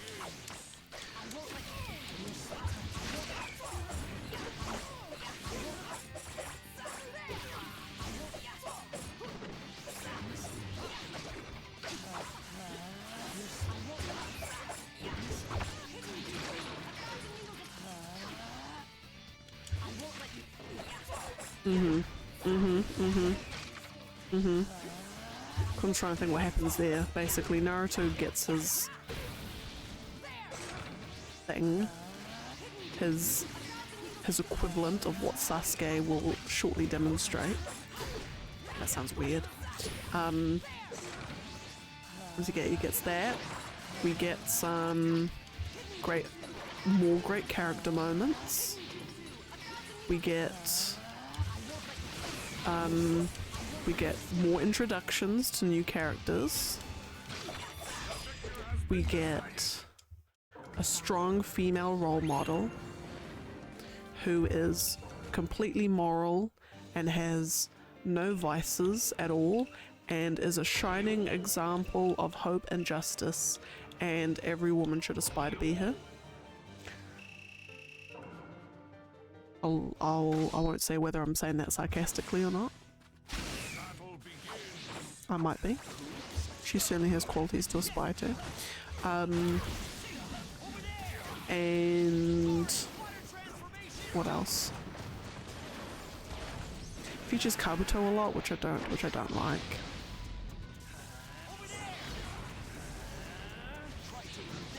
Features a lot of Kabuto, and I don't like that. Already guessed. And you would be correct. I'm very interested in what you think of their character. All of the Sanin are interesting in their own ways. No, I'm not gonna say it. I'm not gonna say it. Yeah, she's got lots of character. You know, so much character. Just, you know, just all her character just like goes into one particular part. And just all of her characters there. And she's got a lot of it. And I'm kind of jealous.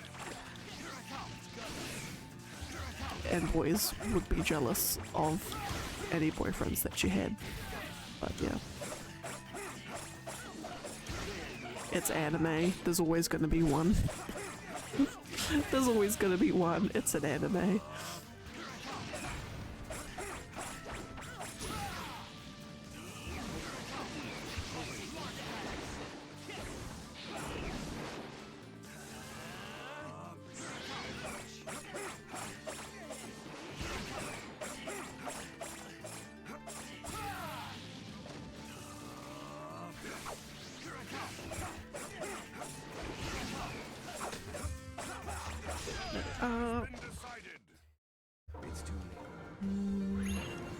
Yeah.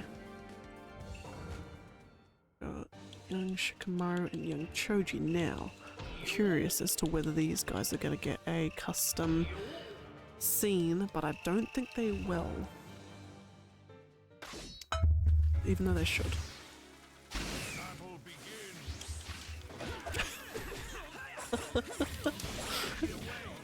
Yeah. Again, I kind of wish I was in an anime because I'm a bit jealous. I'm a bit jealous of all these women who have been blessed. But yeah. Oh yeah. Which is weird because I would have thought like Ino, of anyone, Ino would make the most sense. But also, yeah.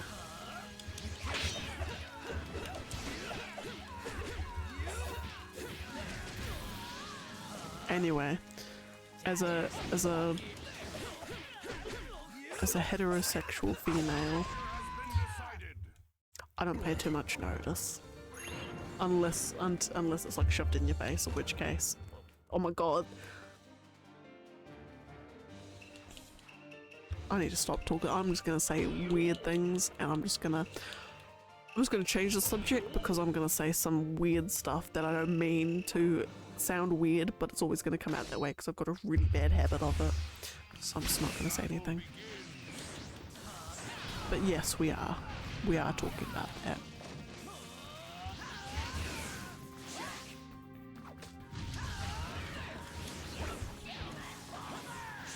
And the weird, again, then the last thing I'll say about it is that the weirdest thing is that this last signing that you have to meet, they're technically like 50, like 55 in age.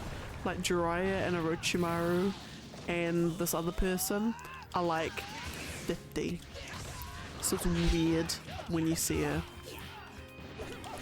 You're just like, well, okay. It's kind of like one of those things you have to like keep reminding yourself, oh, that's right, they're like 50.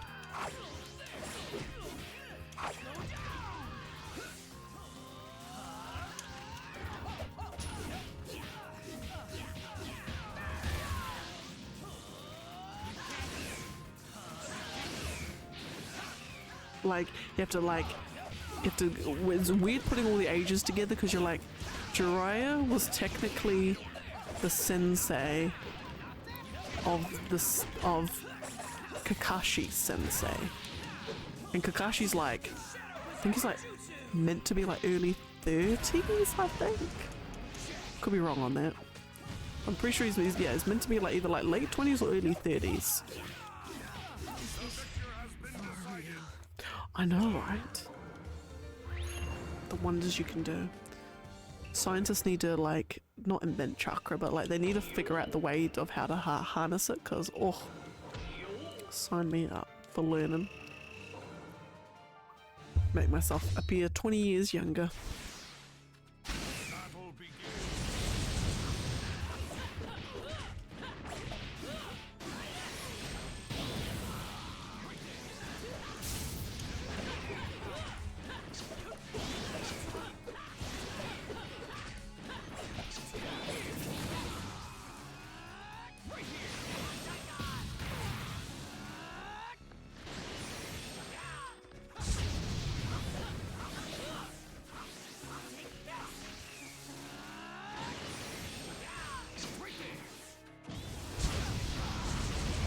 Ooh.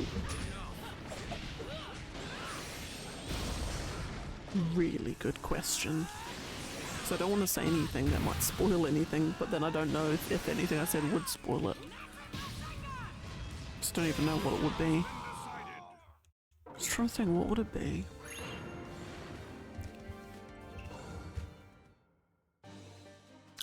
I feel like I do have one that I would want, but I can't possibly think of what it would be.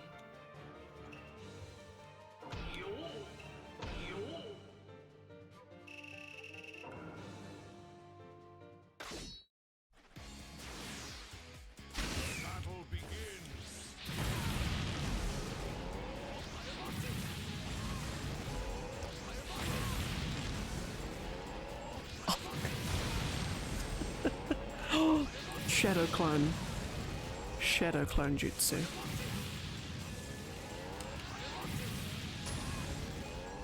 Because as much as I would say the Sharingan as well, or even just Haku's like ice stuff, like as much as I would say that, it's like, yeah, if I go with the Sharingan, like what would I use it for? Like, yeah, I could copy stuff, but like, why copy stuff when you can just have a legion of shadow clones who can like go to school, like, you know, your clone goes to school and then puffs at the end of the day. It's, you know, and it's not technically a spoiler, but it's not something that's really revealed until Shippuden, but it's like just a minor thing, so it's not going to spoil anything because it's not plot relevant, I guess. I mean, it explains something in the plot, but it's just more of a it just explains something. Explains the Deus Ex Machina a little bit. Is that technically with the shadow clones, the experience that they gain doing something, kind of like you gain as well. So like, let's say if you had 20 shadow clones, all if you had 20 shadow clones and you all go to the gym and you all burn 100 calories each, you technically, when they all puff, you technically will have actually burnt actually no, that's probably not the right, that's not the right way. Let's say you're just training, you're training to learn a skill. You're training to learn a skill. if you had, let's say you're learning to draw, and you are sitting in a room and you've got 100 shadow clones all sitting around you and you're all practicing drawing, you are going to learn how to draw 100 times faster than if it was just you learning it. So like it's like, in a weird way, it's like the experience that the shadow clones have, you also have. So you can do things faster if you get you and 100 shadow clones doing it. Kind of like that. It's like, it's weird, like they don't explain until Shippuden, and it's used to explain something, but it's like, yeah, so it's not a spoiler. It's just a throwaway line from someone, really. But yeah, so from a shadow clone, I'd go, would all be burning calories at the gym. I would be able to get in shape 100 times faster. I would be able to learn new skills 100 times faster.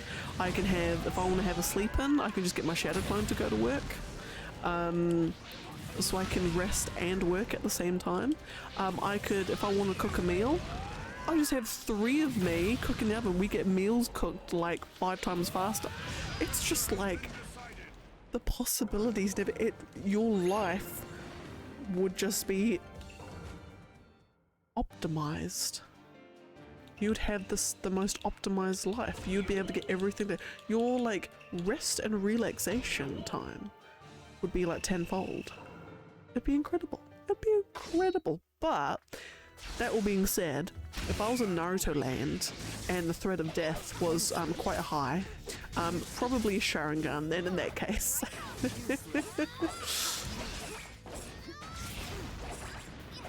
But if it was in the world we live in today, it would be shadow clones without a doubt.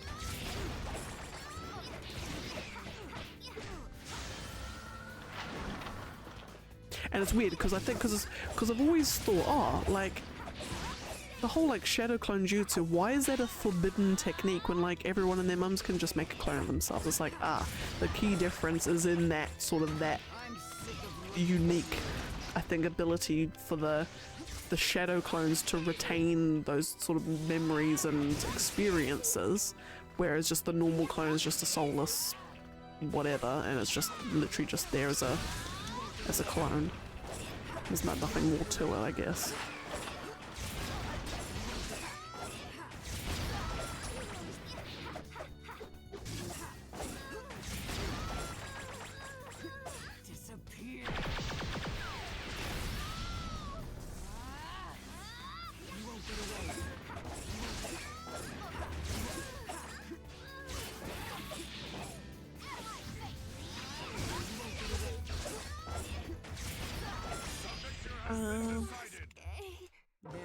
Sasuke. Shut up, Sakura. Mofo.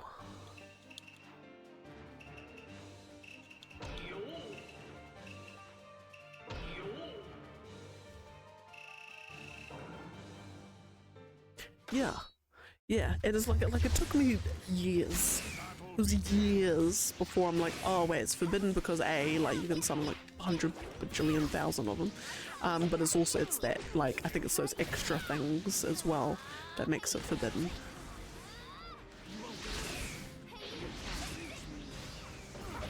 And in a meta way, which also kind of isn't necessarily explained, but it's kind of one of those like, oh, when you think about it moments, is, you know, obviously Naruto is the main character of an anime. He has to be amazing at everything, you know. He's got to always be, you know, the one that saves the day.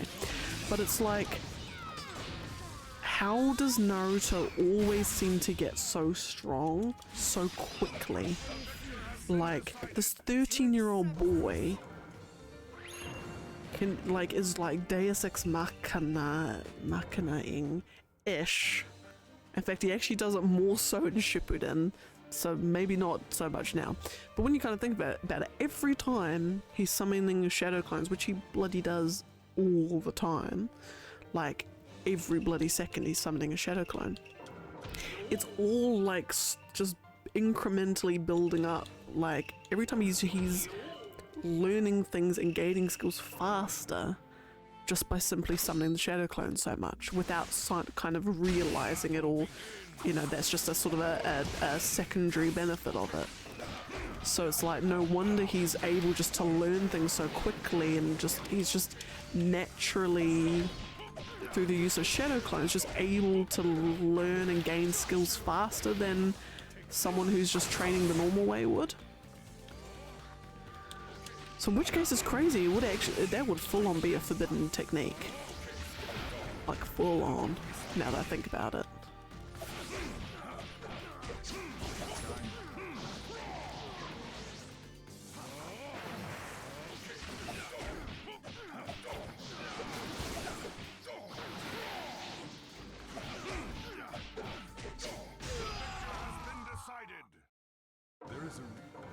I mean, he's the main character, so it's obviously like, you know, he has to be amazing, but it's sort of like, there could technically be actually be an in-game, you know, in-universe reason for it. Yep, talk no jutsu will be used many times. You'll see it used all the time, you know. If it's like, you know, the most evil person in the world, they're doing a whole like Zelda Majora's Mask moment. They're pulling the moon down from the sky, and then Naruto goes up to them and says, "But friends and friendship, and my friend is my bond, and the bonds of friendship with my friends who I have bonds with, they're so amazing, and like, you should just like not do that." And they're like, "Ah, shit. You know what? What am I thinking trying to destroy the world? You're right, Naruto. The bonds of friendship with the friends and friendships with the bonds and the whatever. That is what I should be searching for. Thank you, Naruto, for talking me out of my evilness." And that's it. And it happens a lot.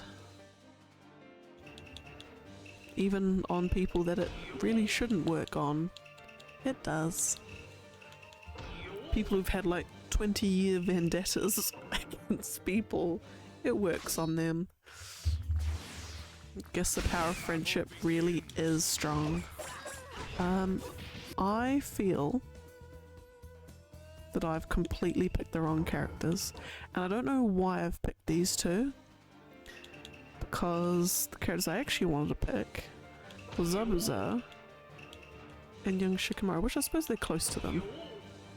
Yeah. Let's try that one again. Battle begins.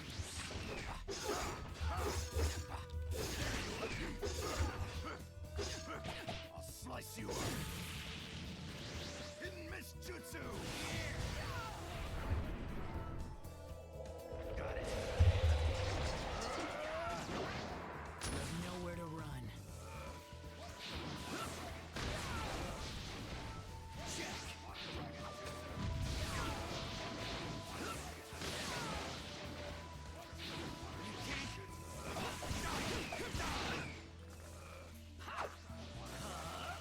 Fabulous.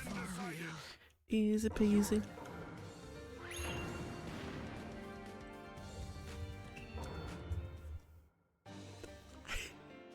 Funny you bring that up. Funny you bring that up. Funny you mention that, because before you came in, Marco Rich was like, "So, oh yeah, and you know, we've just seen Sasuke's favorite outfit." I'm like, okay, he must mean the black one. I'm like, oh wait, no. Do you mean the black outfit, or do you mean the real best outfit? Which was shirtless Sasuke. See, the girls know where it's at. The girls know where it's at. But yes, I love that scene. Even though Sasuke was in pain, I love that scene because it's shirtless Sasuke. I loved it. I must also, whenever I talk about it, I'm talking in my 11-year-old self. But yes.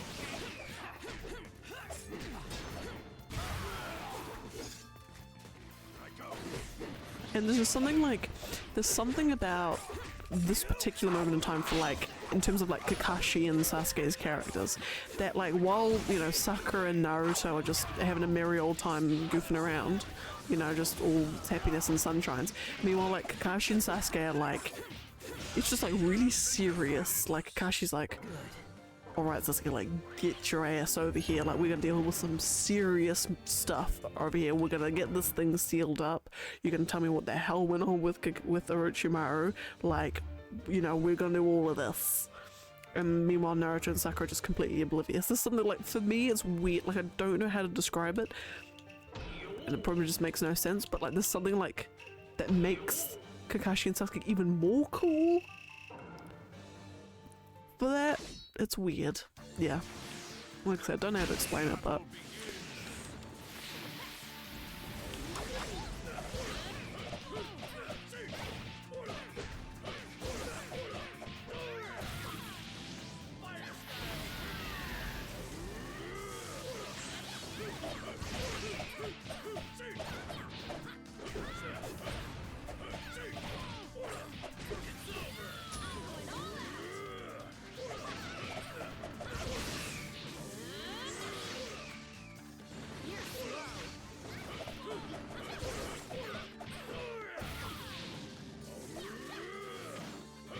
I'm also so happy that I called it as well. Oh goodness. Decided.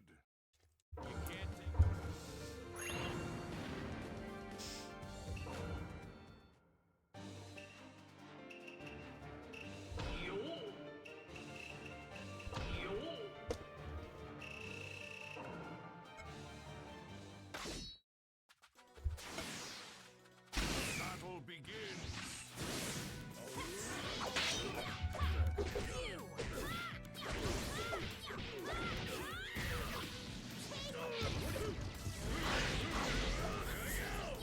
True. That is true. Part of me, like, I would love to know, they should make a spin-off. A spin-off that's just sort of like a montage of scenes, but it's really just like, what were the parents doing through all of this? Like Sakura's mum and dad, who we don't think we ever meet. Like, are you okay with your child, basically your child soldier, just going off and doing like, God knows what? Like, it's just a bit, it's a bit like, you feel like you need a little bit more insight into what's actually going on. But yeah. Ooh. Oh, there's duo stream. Oh, cute. I hope it goes well. Resident Evil 5. That's the one. Is that the one in Africa? In Africa or Mexico?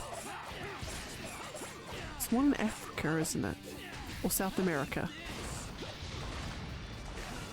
Okay. Okay. My Resident Evil knowledge. Oh, the one where you punch the boulder.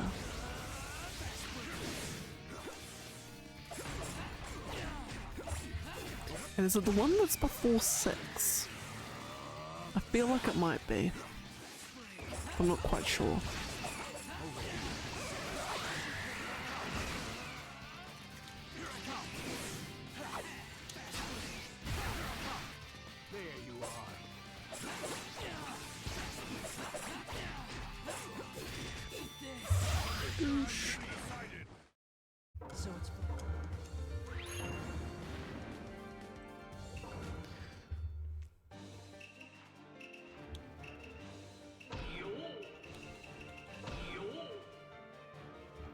Umbrella Chronicles. Is that a film? Or is that another game? When it comes to Resident Evil spin-offs, I have no idea.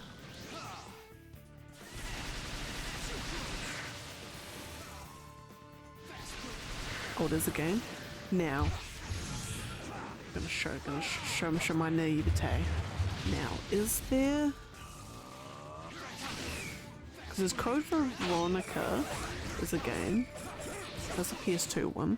And then there's 2 Revelations, that's the one no wait. Revelations was a game, wasn't it? There were two of them.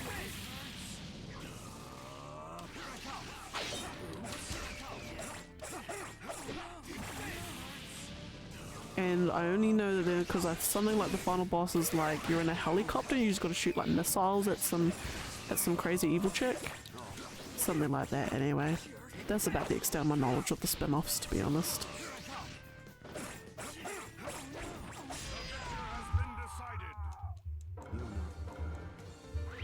Again, anyone who can play a Resident Evil game is infinitely more... What am I trying to say? Anyone who can play brave, that's what I'm looking for.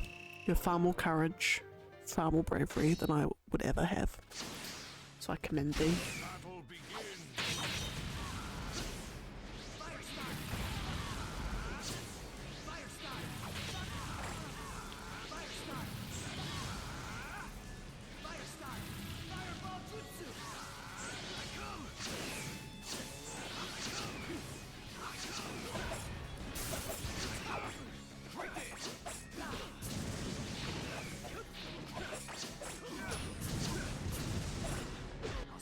And sploosh.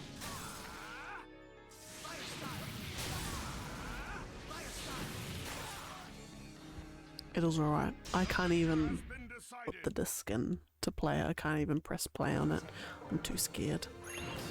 I don't do well when it comes to like body horror. I'm just like, oh, nope. Nope, nope, nope. I feel nauseous and queasy and can't do it. So... And even like the tame Resident Evil stuff I don't do well with.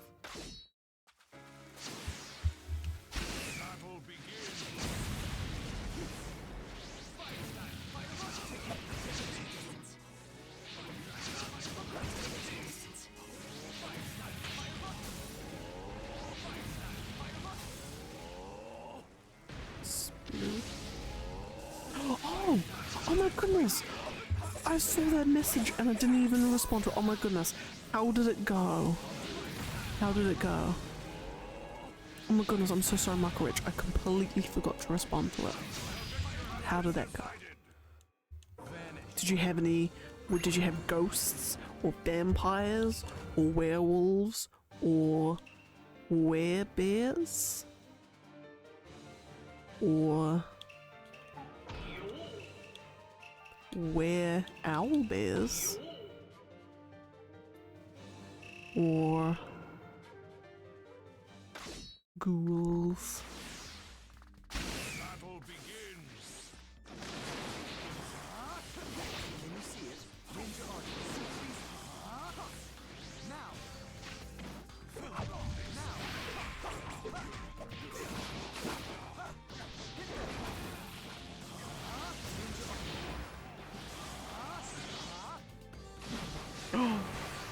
Oh, trapped in a time.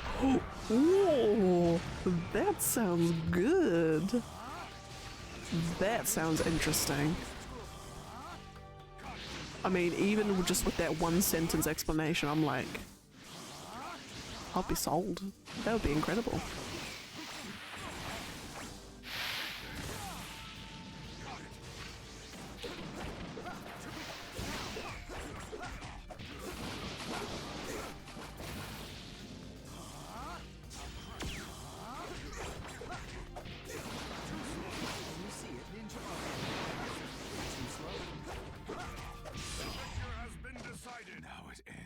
That's alright, just give me the cliff notes, it's all good. Don't need to,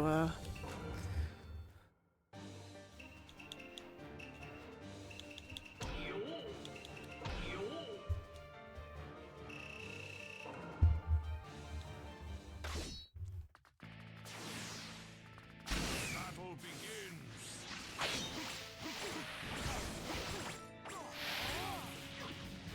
Let me end this now. Let me end this now.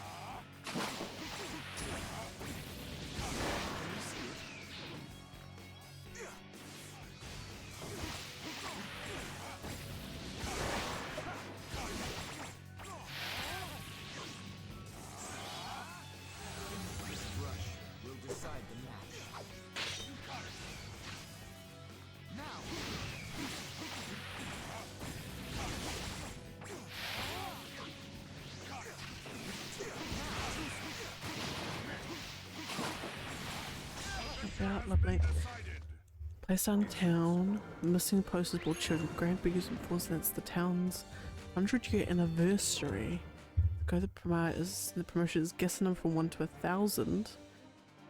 You can get anything you want for free. That's actually a neat little thing to do with players. I like that. We'll get it wrong and find out the number was 322.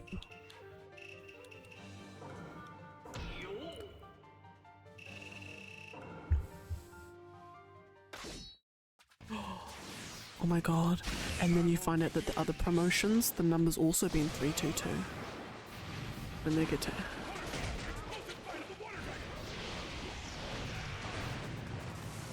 Wait, what? Oh my goodness, that's bold.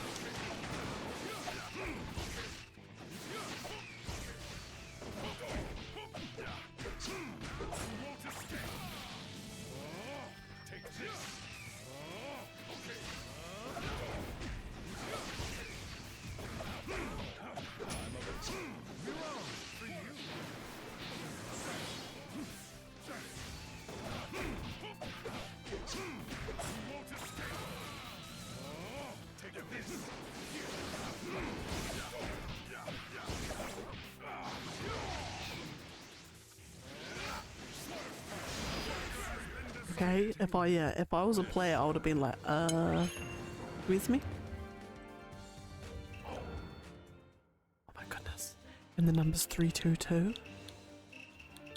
And then everyone guesses it, oh my goodness, and then something happens.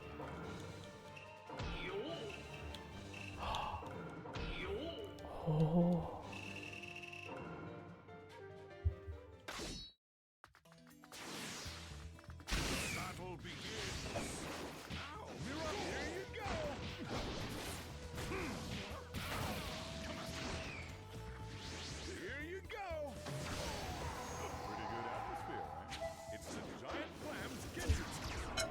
Oh, good, sorry. Banging my plate. Ooh.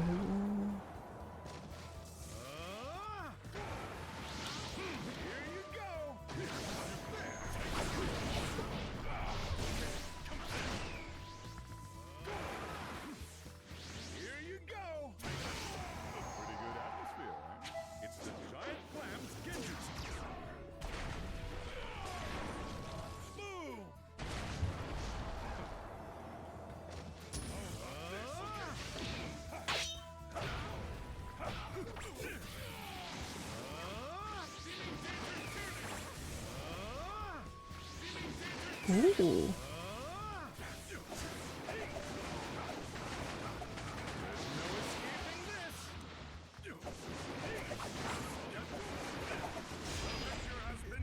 Same day for over 10 years. It's also this morning the sun disappeared along with most of her jewelry. Ooh.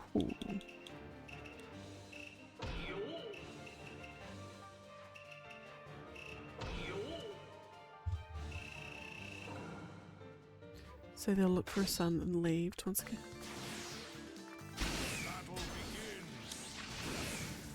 Oh, that, ooh, that is a... I'm loving it. I'm loving this already. Can I just say, Marker Edge? Like, I'm not even exaggerating. Your, like, campaign ideas are incredible. Are honestly some of the most imaginative and incredible ones I've ever come across. Then again, I haven't come across too many, but still, just gonna say.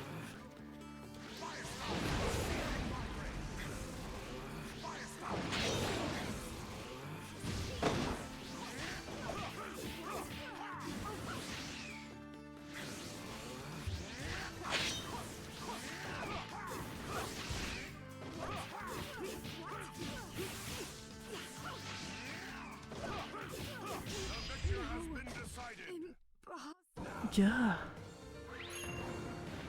Okay, yeah, so repeat, so you're like, okay, right, we need to change it up.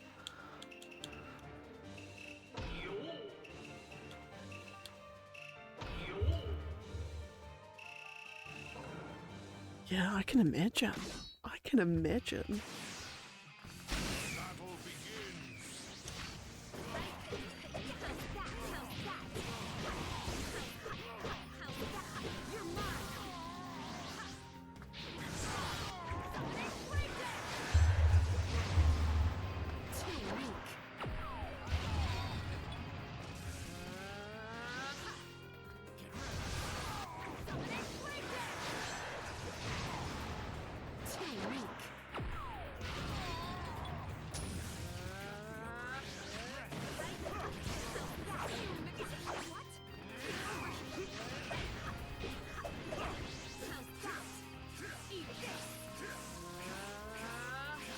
Because he's seen the bartender. Oh.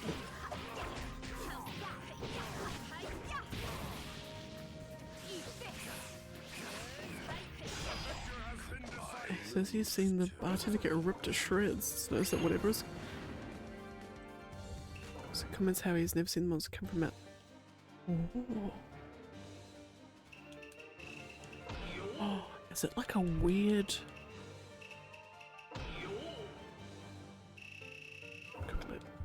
Like I'm getting like things of like a weird like curse where the sun's been cursed by something.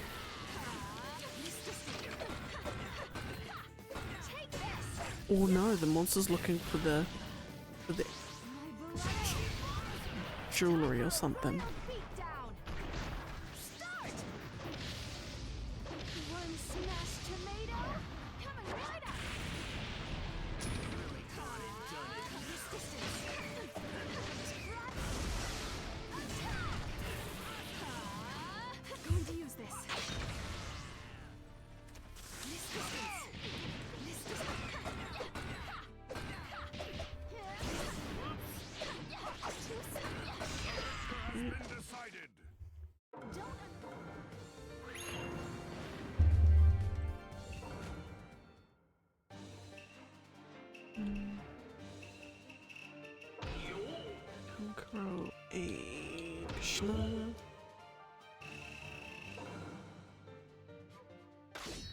After weeks of asking the party, finally decides not to go to the bar and just sit outside the village and watch.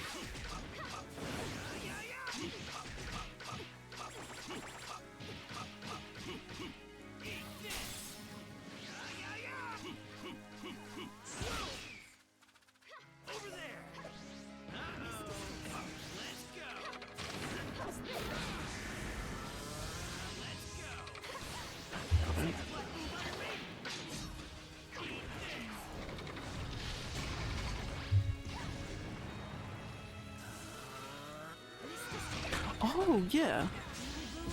See?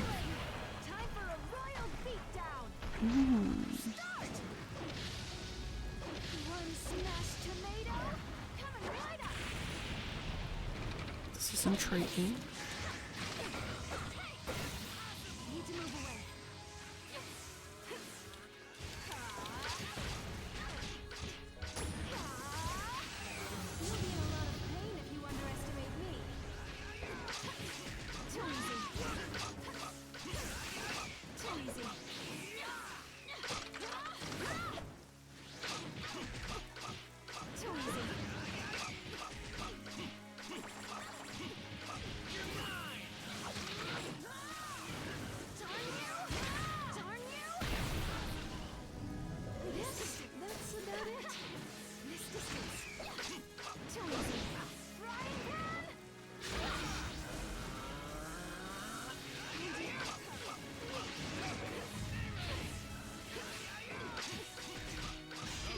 Lovely. Do it.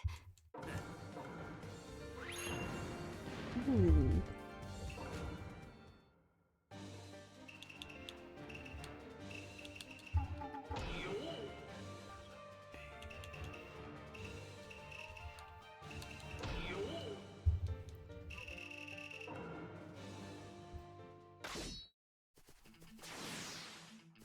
Battle begins.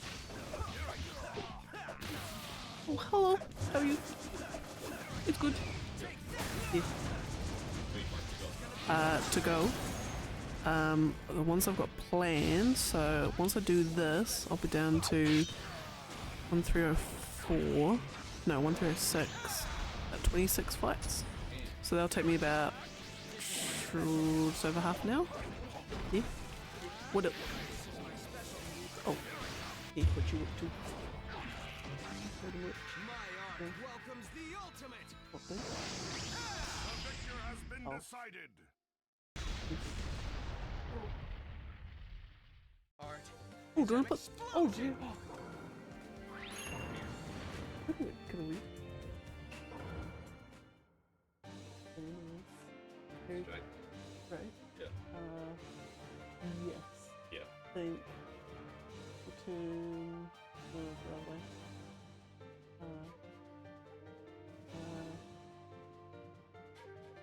tiny bit in the corner on that side, down right down the bottom. It's just like sort of around the sort of corner there. It's just a little bit whoosh, but I mean, that's fine. Yeah, it looks great. Look, very suave and lovely. Oh, yeah, you can leave it on. Yeah.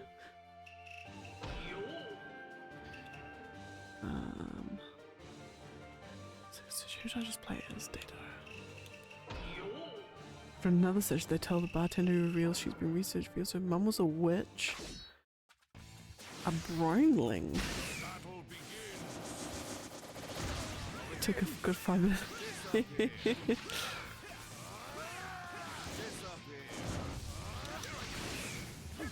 Well, the name's not bad, I'll say that much. Could have called it a shadow ghoul or something generic. So the bartender tells them in the book she can kill the brine by using a natural mineral, which I assume is the... Ooh.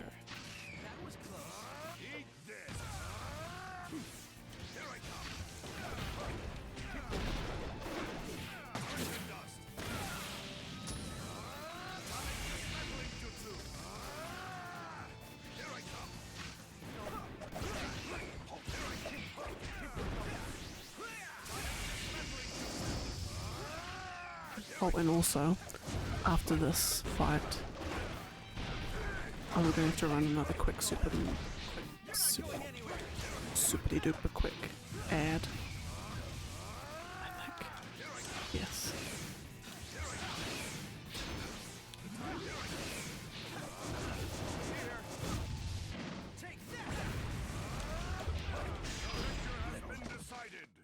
So the next session today. Oh wow. Head to the cave and bring the bartender. Oh, of course, yeah, the missing children. Yeah. Okay, I'm just going to run a super quick 3-minute ad. BRB for those it applies to, and for the rest of us, we continue and listen to this amazing story. Of course, yeah, no, I forgot you mentioned about the kids. Right, 306.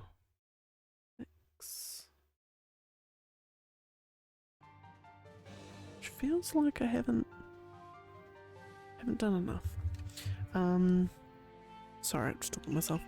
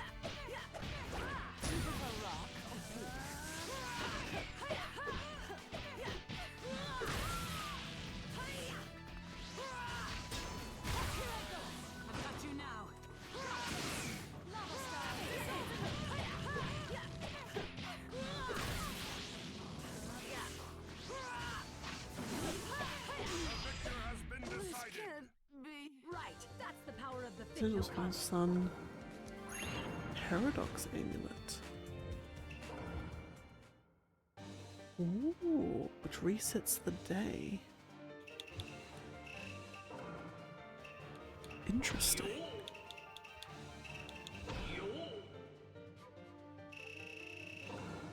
Oh, which then obviously makes sense, given she's from a line of witches.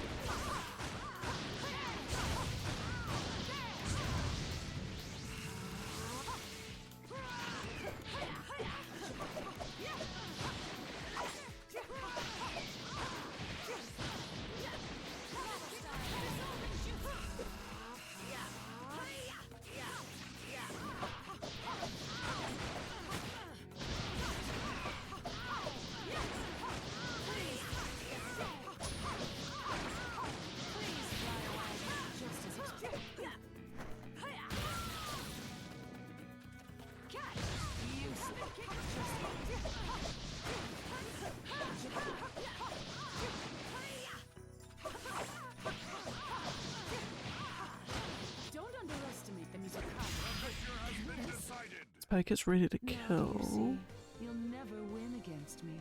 Sorry. Oh my goodness. Sorry. Sorry. There we go. Finding the bartender son explains that the monster only comes around at night, and tomorrow when he wakes up.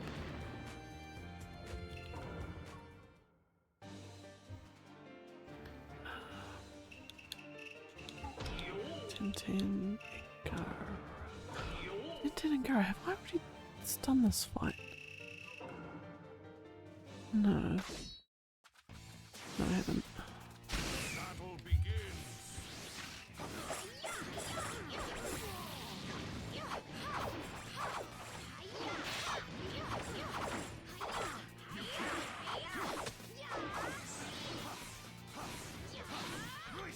So it comes and the monster comes after we craft the weapons.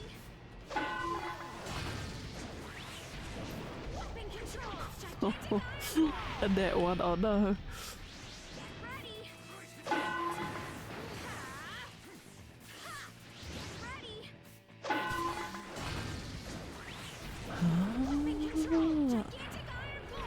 And that was that, and then you managed to slay the beast.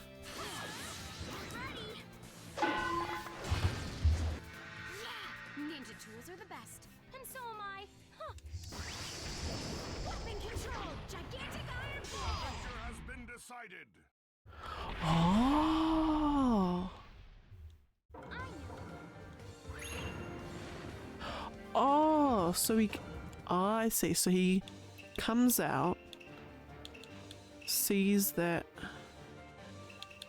Sees the thing half dead, resets the day, but then... Like, can't do anything to stop it, I guess? Or maybe just does it as a way to keep his mum alive even for a little bit? Oh my goodness.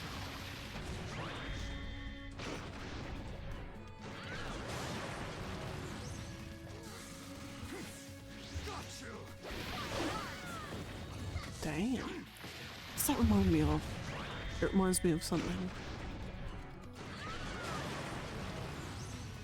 It reminds me of something, and I'm trying for the life of it. It's like a rusty old door in the back of my brain. It's just had some dust being swept off it, but I don't know what the door leads to yet. But it's there. I'm trying for the life of me to think what that door opens to.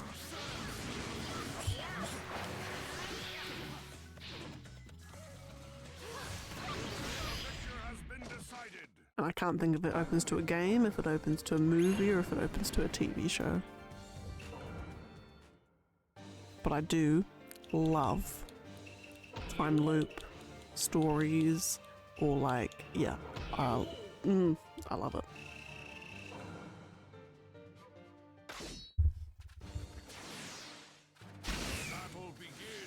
That is a really neat campaign, I must say. And also fortuitous that you managed to finish it in time for Halloween.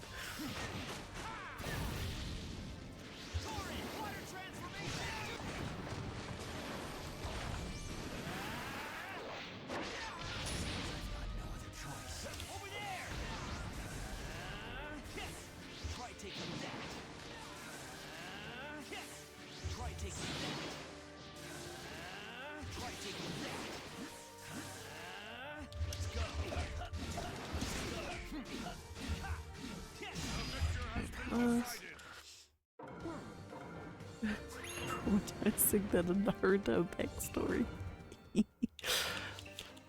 Fair.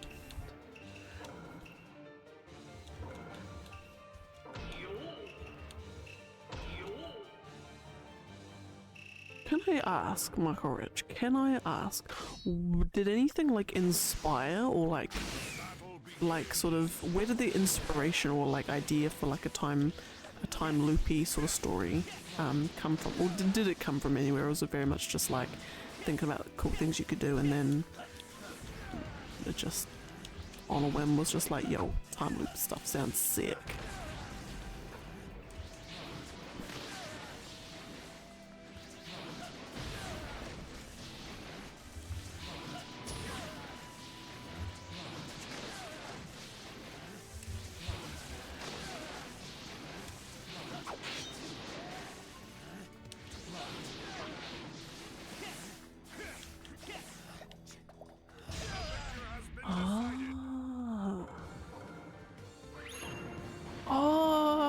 Yes. Thank you.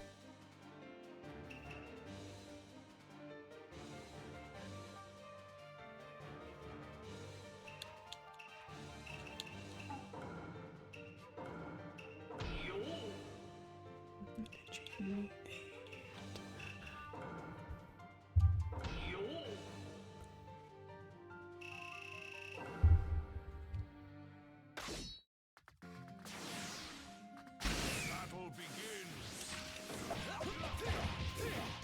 Over here.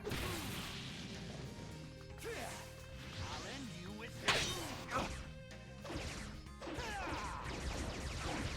8 trigrams, 64 bombs. The only thing, like, Returnal is an absolute nightmare of a game in the best possible way. It's probably the only difficult game where it's meant to be difficult. It's the only one that I've actually stuck to and actually managed to finish. But the one thing, and I only know this just because developers, the devs have said it in interviews, and it's the only disappointing thing about this game, about Returnal, is that when it comes to the story's incredible. Like, all the little stuff that they drop and mention and allude to is just like, you can sort of see, you're like, oh, the story's great. I love how it's developed. There's the mystery is just like, whoa. And then you find out that the devs not like they didn't have a plan for the story, but like, there is no cohesive, or at least at launch, there was no single narrative that you could follow from start to end and has an explanation for everything that you see.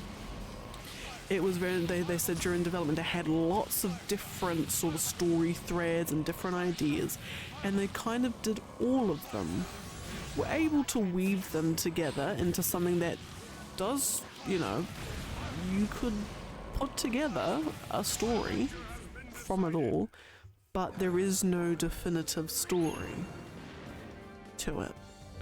And for me, like, as much as I can appreciate, you know, leaving things open for interpretation for the fun of speculating on it and theorizing, you know, open-ended things, and well, there is no explanation to everything, you gotta piece that one out, you know, come with your own theories.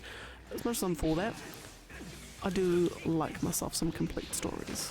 I do like uncovering mysteries, or knowing all the details and mysteries and what it all means. I think in the DLC they did more around it, and I could be wrong, but they like cleared some stuff up. They actually did give it more of an actual proper story from start to finish. But that's my only gripe with Returnal, is that it's plot threads and ideas, but nothing, but the devs didn't intend to have a singular story to pull it all together. And I don't like that. But at the same time, I don't mind. No, I do mind actually. What am I saying?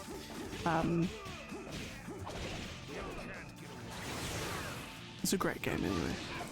It's a fair game.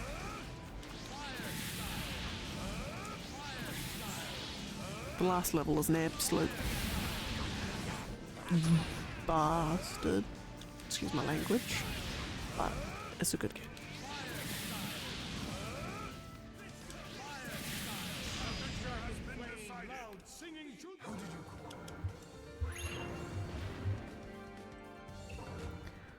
Right, Konohamaru is a character we have not played as in ages.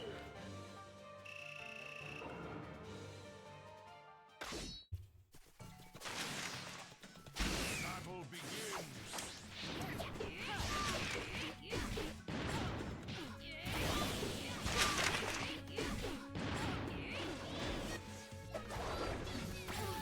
Splash.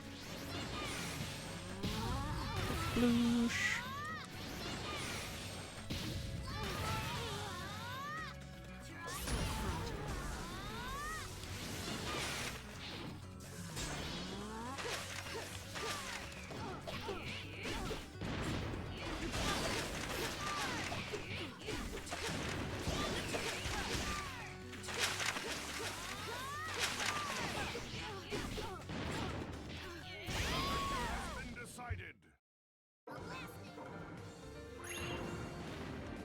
Beans, I've run out of water. I suppose I'll have to just wait till I'm done.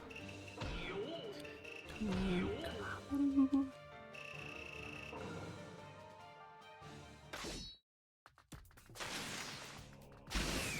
Which also reminds me, actually no, I was going to say I need to update the list but I don't, but I might actually, depending on how we go time-wise, finish on a quite nice number, I think. How did I get into Naruto? Oh, great question. How did I get into Naruto? It was like it was sort of born out of curiosity, I think. It was, if I can remember, so it would have been my older brother when he was still living with us.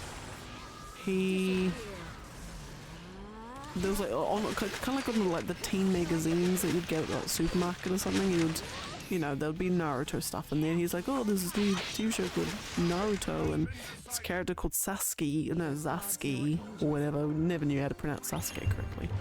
And I'm like, oh, that looks pretty cool. That. And then on CartoonNetwork.com, they had like the little like flash games that you could play, and then they'd have them all broken up by the show that they were all from. And there was one for Naruto. I'm like, oh, that's that thing that my brother mentioned. They went, oh yeah, that looks pretty cool. And it was just this like top down, it's like a on rails thing. That's probably not the right word, but like where you pick Sasuke, Sakura, Naruto, and I think it's all based on like the first arc, like with Zabuza and Haku and whatever. Had no idea who any of the characters were, what any of this stuff was, and then it was just sort of you just run up the screen and then enemies come and then you just throw shuriken and punch them, and there's actually you just throw shuriken and then you like collect these little chakra orbs and then you do like super attack, which is just a jutsu. And then there's bosses, and I think the first level is the two bandit brother things with the chain things, and then like Haku's the next one, and the Zabuza or whatever. Anyway, and I was playing that, and I was like, oh, this Sasuke character, his attack's so cool, even though all he does is just jump up and do this, and then like throws 3 fireballs. To me it looked cool anyway. This one I'm like 9. And I'm like, oh, this is cool, what's this? And then that was that. And then we were at there's this shop in New Zealand called the Warehouse, which is kind of like Walmart. It's basically Walmart. And I was looking at the PS2 games, and there was actually no, I lied. Before that, me and Dad were at the shop, and there was like, when they put like the console in the little case and you can like play whatever game they've got loaded up, they had Naruto Ultimate Ninja on the PS2, the first Ultimate Ninja game. And then so me and my dad played it, and I picked Sasuke because that was the only character I knew or liked, and Dad won, even though I was mashing buttons. And then at the Warehouse, then I saw Ultimate Ninja 2 for sale. I'm like, oh, can I buy that please? So I bought it, played it. I'm like, oh, I love this. So I've learned all the characters and learned what they do and whatever. Still at this point had never even watched an episode of the anime yet, because I didn't have control of the TV, or when it came to the TV and watching stuff, like it was very much mum and dad called the shots. So the only time I could watch anime was at like 9 o'clock at night, when they played Naruto episodes. So I couldn't, I never got to watch any anime episodes. I watched like the odd 10 minutes here and there when I could. And it was always the tuning exams arc that they always showed. It was the tuning exams arc were actually the first episodes I used to watch them completely out of order. It was like I watched when they've finished the Forest of Death, and then they're all standing waiting for the preliminaries, and Sakura's like, oh my god, Sasuke, you need to go see someone, you're hurt. He's like, Sakura, I'm fine, piss off. And she's like, oh my god, but Sasuke, like, sorry, that's my artistic rendition of that scene.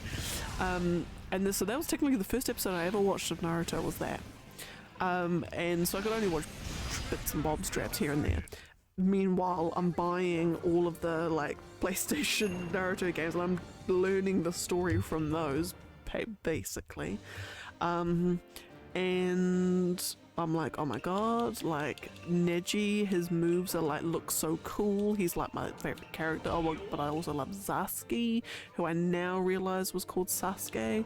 So, you know, they're my favorite characters. I'm like, this is amazing. I love this. And then eventually over time, I was actually able to start properly watching the anime. And at that point then, when I was allowed unsupervised on the family computer, I would go on Crunchyroll, and that's when I'd watch the series from start to finish.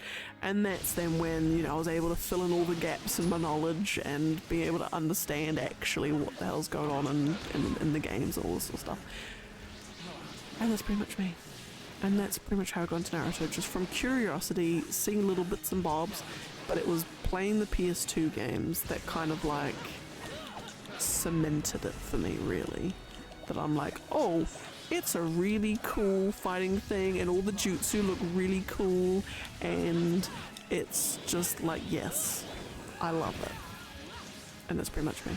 That's how I got into it. It's a very uneventfully, but, you know, I eventually got into it. And it has shaped my life ever since.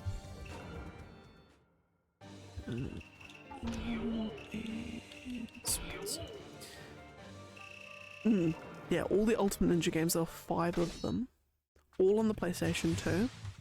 I owned 2, 3, 4, and 5. I never actually owned the first one. But they were fab.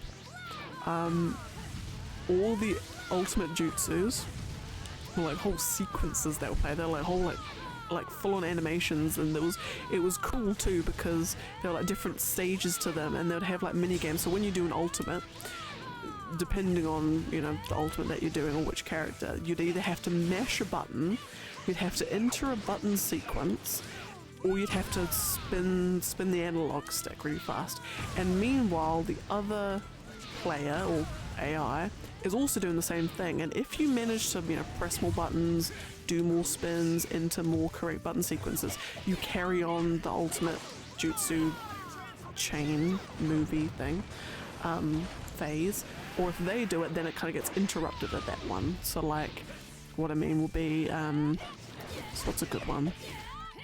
Neji. He only had 2 for his, because there were 3 levels of ultimates you could do. The first one was his rotation, and so like the first phase he would do like just the normal rotation. Second, if you then managed to bump it up to the second phase, he'd do another rotation, but a bit more rotation-y. And then on the if you managed to get into the third phase, he did like another big giant super rotation, and then did like a cool like finish pose and line. I did not explain that nearly as well as I could have, but yeah. So that were the Ultimate Ninja games. They were fab, and I loved it. But the 5th one was interesting in that you couldn't change the voice lines from Japanese to English. It was like there was literally 0 English voice lines done, and I found out it's because it was a Shippuden. It was at that point it was like Ultimate Ninja Shippuden, but the English dub of the anime hadn't gotten to that point in the episodes yet. Like the game was taking place, I think like episode 50 or 40 or something in Shippuden. It was like really early days, but the English dub of the anime was only still at like episode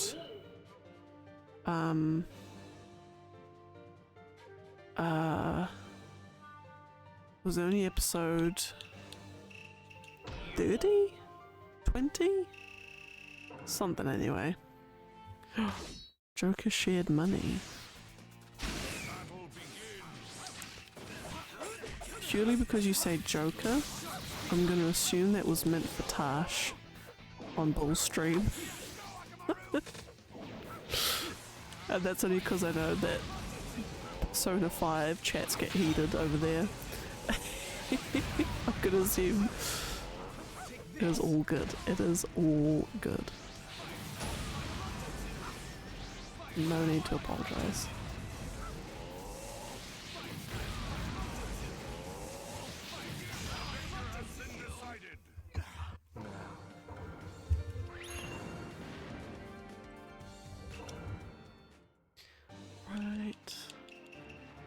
again, Kiba and okay, lovely.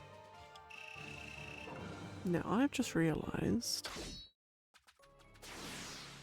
that I've managed. Wait, actually no, never mind. I thought I was still at like 2.5 hours, not even.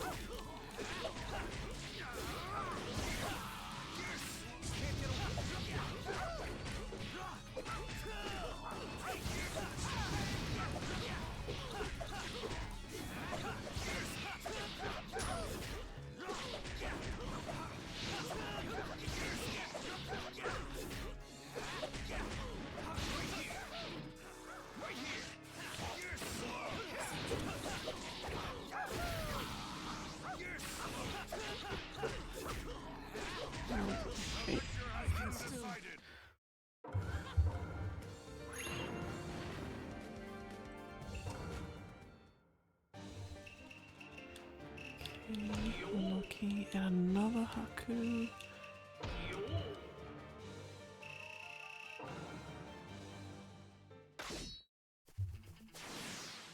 Battle begins.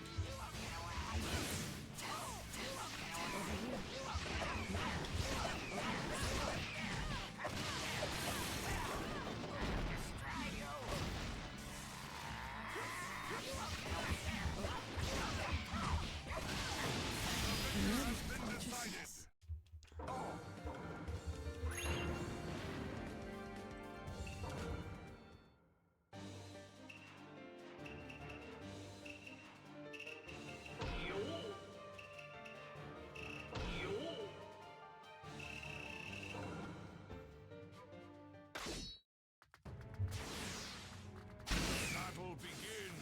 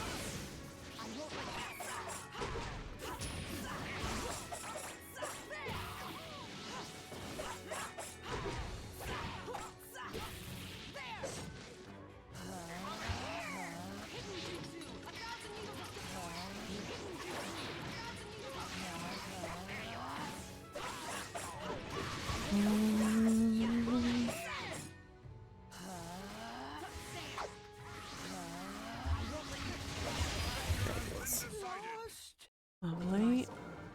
Okay, technically I've got 4 fights to go until I reach my goal, but I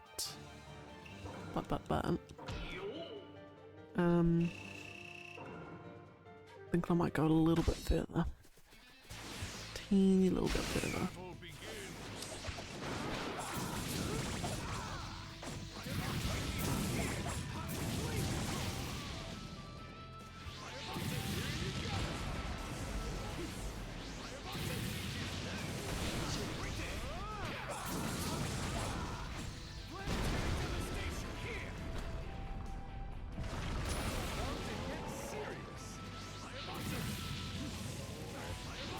Yeah, because one thing I am planning on doing, when I've done this, because I'll be playing, when I get the Storm Connections game, I won't be playing it as religiously, I guess. I'll play it on like Thursdays or something. But I was thinking, what I might do, is I might actually go and stream those old Ultimate Ninja games. like I just want to play through the story again, just do like a casual playthrough of it, but just relive it again because it has been so long since I've played them, and they are really, I'd actually love to see my opinion of them changes going into them so late after, because they were really, really good.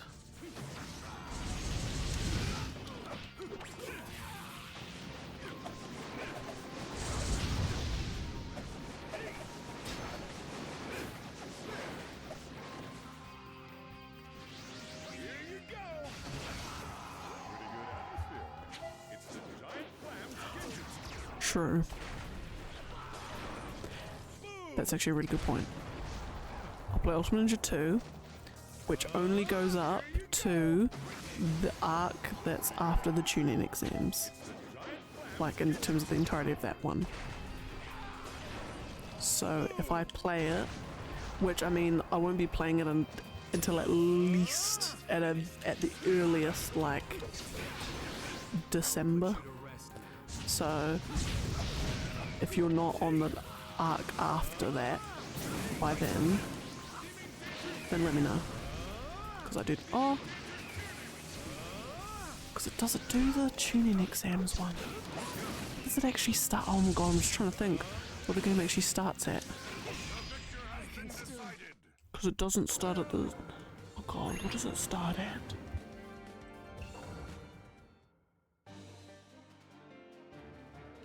Oh my goodness. It starts at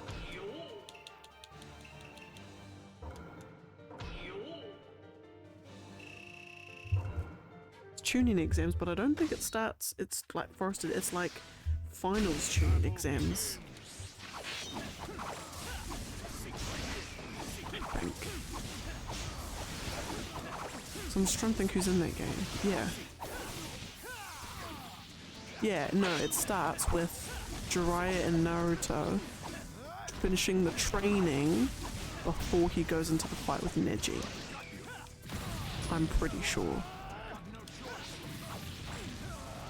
Because Ultimate Ninja 1 was the Forest of Death. I'm pretty sure. And now I can't put Nun 2, because Naruto Ultimate Ninja 2. I can't put Nun 2, because now there's a Nun 2 film.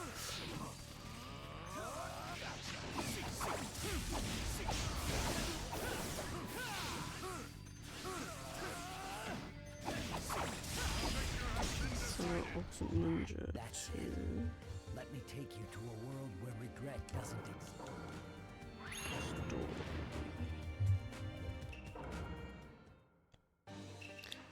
Alright.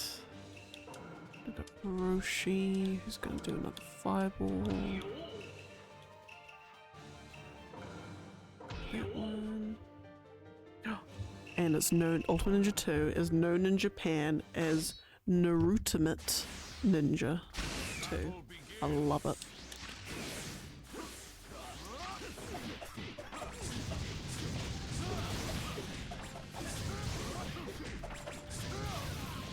That needs to be a name that needs to be used, a word that needs to be used more, Narutimate.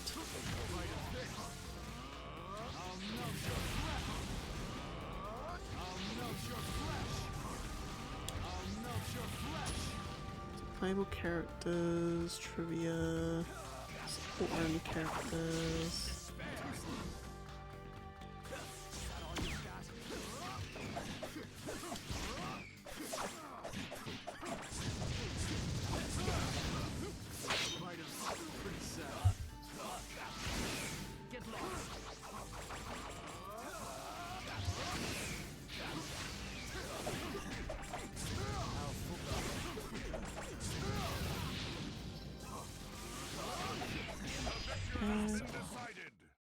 My goodness, fandom, can you please not? Sorry. Okay. Darui and Darui.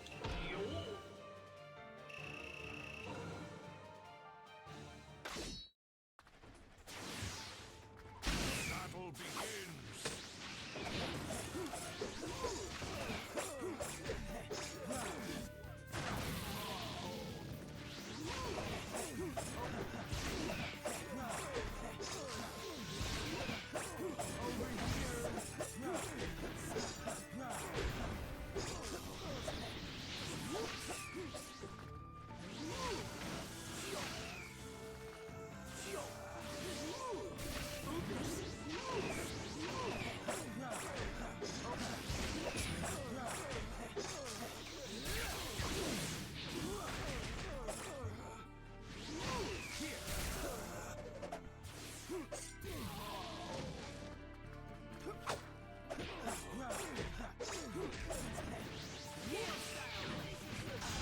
Fabulous.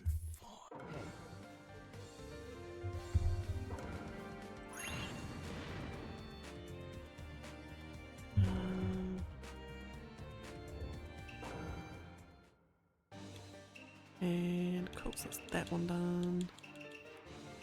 Sakura. And Angara.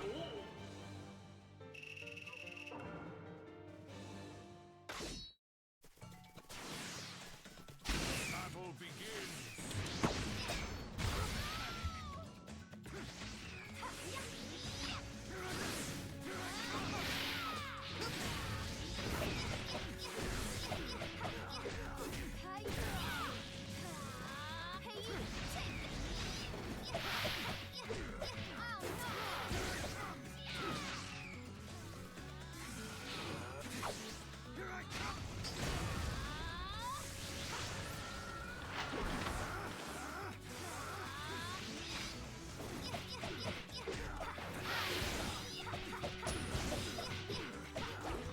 Splash.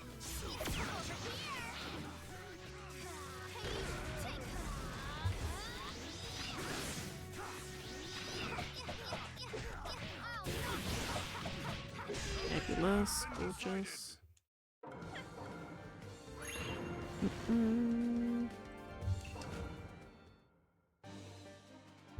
Okay, Angara. Actually, I'm not gonna do that one. I'll do that one.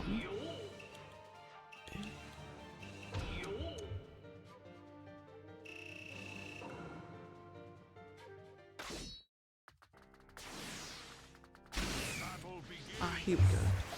Demo also features an first, second being an as. Okay, no, never mind.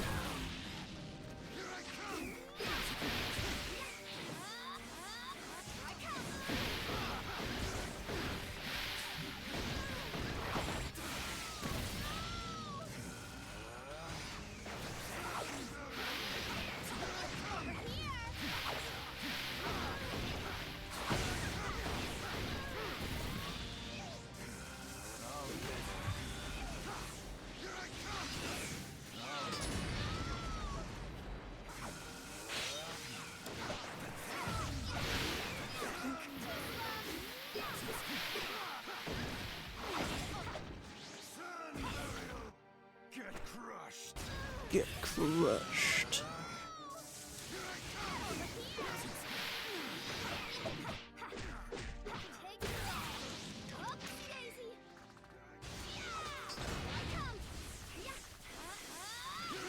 Oh my god, Sakura, can you stop bouncing around, you muppet? There we go. Okay, okay. Right, I'm gonna do... Actually, no. I'll probably end up doing like 4 more fights. I'll see how I go.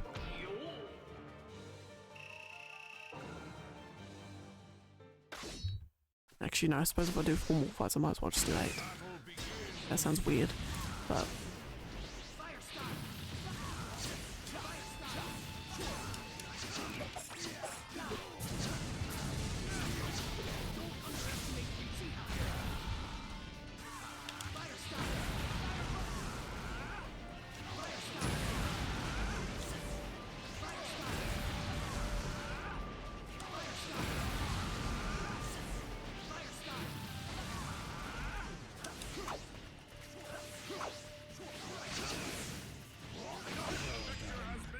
Lovely.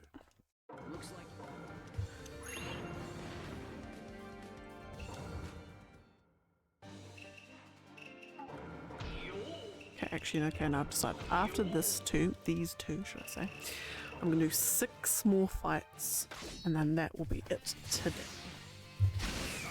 And I'll technically, thanks to the Darui versus Darui fight, I've done 1 more than my secondary goal. So my actually no, my primary goal. So I'm technically, I'm going to get down to 1,269. Nice. But we're gonna and I wanted to get to 1,280 or 1,270, but we'll do literally one better we'll go 1269.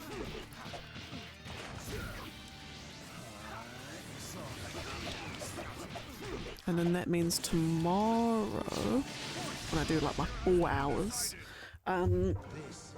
might be able to get down to 1100, which would be fab. Heading to bed. Oh, nice to see you too.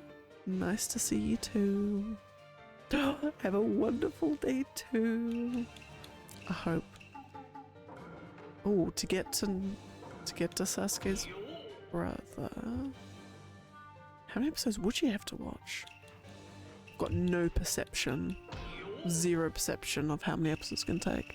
It won't take you too long, I don't think. You're almost there.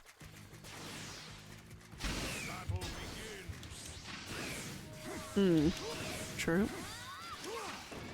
Yes.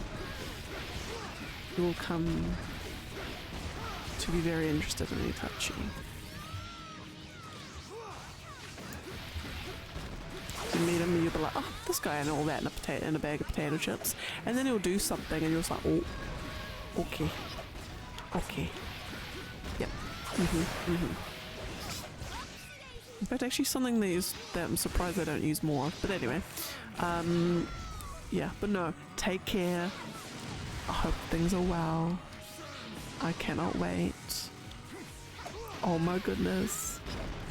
Yes. But no, take care. I will see ya when I see ya.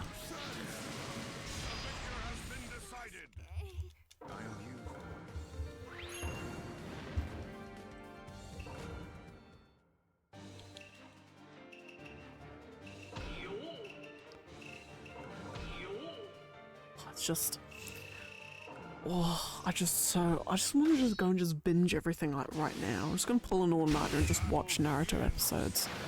'Cause, oh my goodness.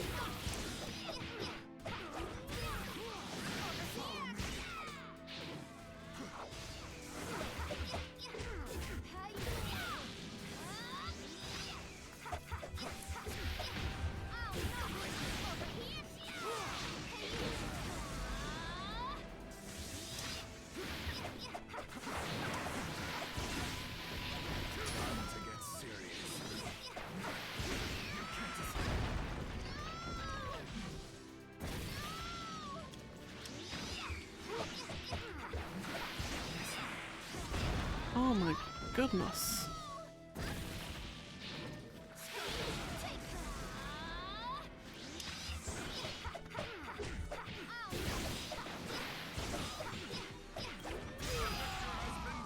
Don't think. Yeah, Tsunade takes a long time to warm up to, and that's even then, that's only really when the whole thing with Kabuto on that random field. And even then, I think the only time I actually I'm like, oh, is when you sort of hear about Tsunade's backstory with Dan. I was gonna say Dan, I think it's Dan, but Dan. That bit's sad. But again, talk no jutsu, you know. Talk no jutsu for the win.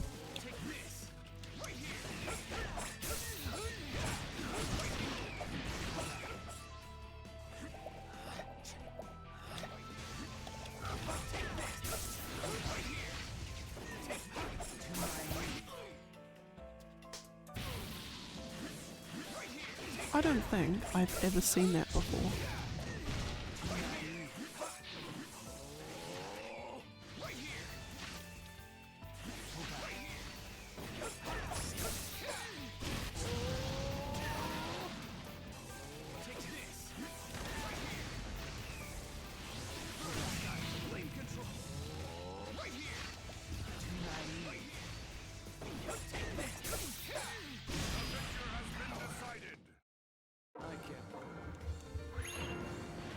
Yeah, Tsunade's very much. To be honest,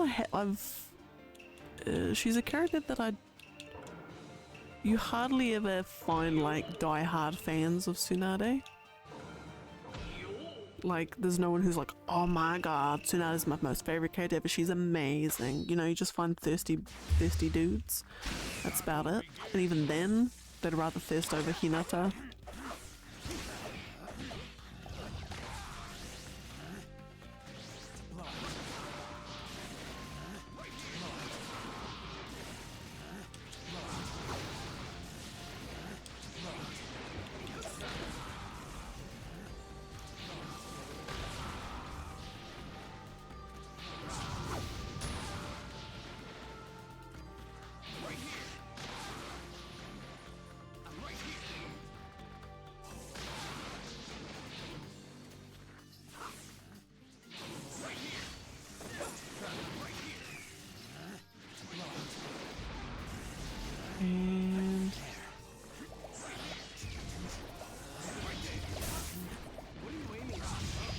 go. Lovely.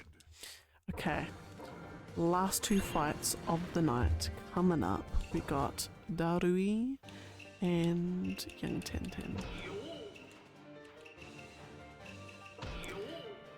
Last two fights, and with this we will have completed approximately, just trying to think, what we're down, 1,406 where we started, and now we're at, so 6 minus 7, so that takes us to 1,399, so that's 7.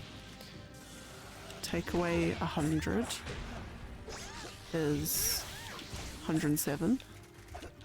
Take away 30, 137 fights. That's what we've done today.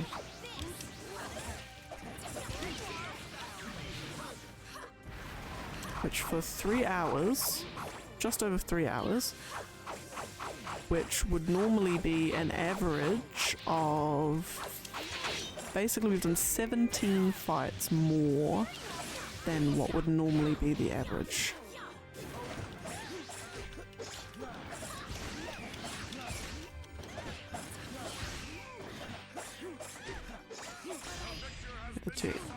The Sasuke's of men. I love that phrase, but no, 100% true.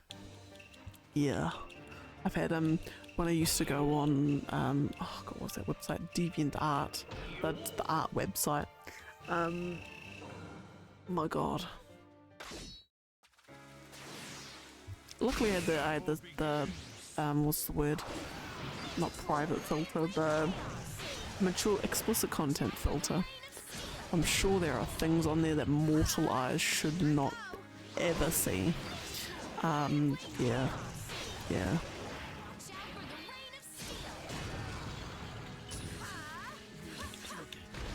But I guess the characters can't help it, they're just drawn that way.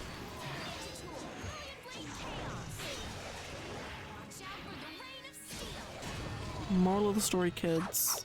Be careful when you go online. Always have parental supervision. Be safe out there, kids. Keep your content filters turned on. And with that note, I will update the list because we are officially down to 1,200. Oh, not 1,000. Jesus, not that one. 1,269. Nice. Alright. I will have to leave it there for another fine evening. I should be back because I'm not working tomorrow. So I'm gonna come on for like 4 hours and just smash a whole bunch of fights out. Want to get down to like 1,100. It's my goal. But anywho. Until then, I hope y'all keep well, stay hydrated, stay pretty fresh, watch Naruto episodes because they're great, look after yourselves. Thank you so much, Michael Rich. As always, it is a pleasure. I just love like people who are new to Naruto, just listening to their opinions, listening to their thoughts. It's just like reliving the good times again. I love it. I love it so much. But no, until next time, please be well, look after yourselves, be you, be no one else but yourself, and eat lots of ice cream. Until next time, bye.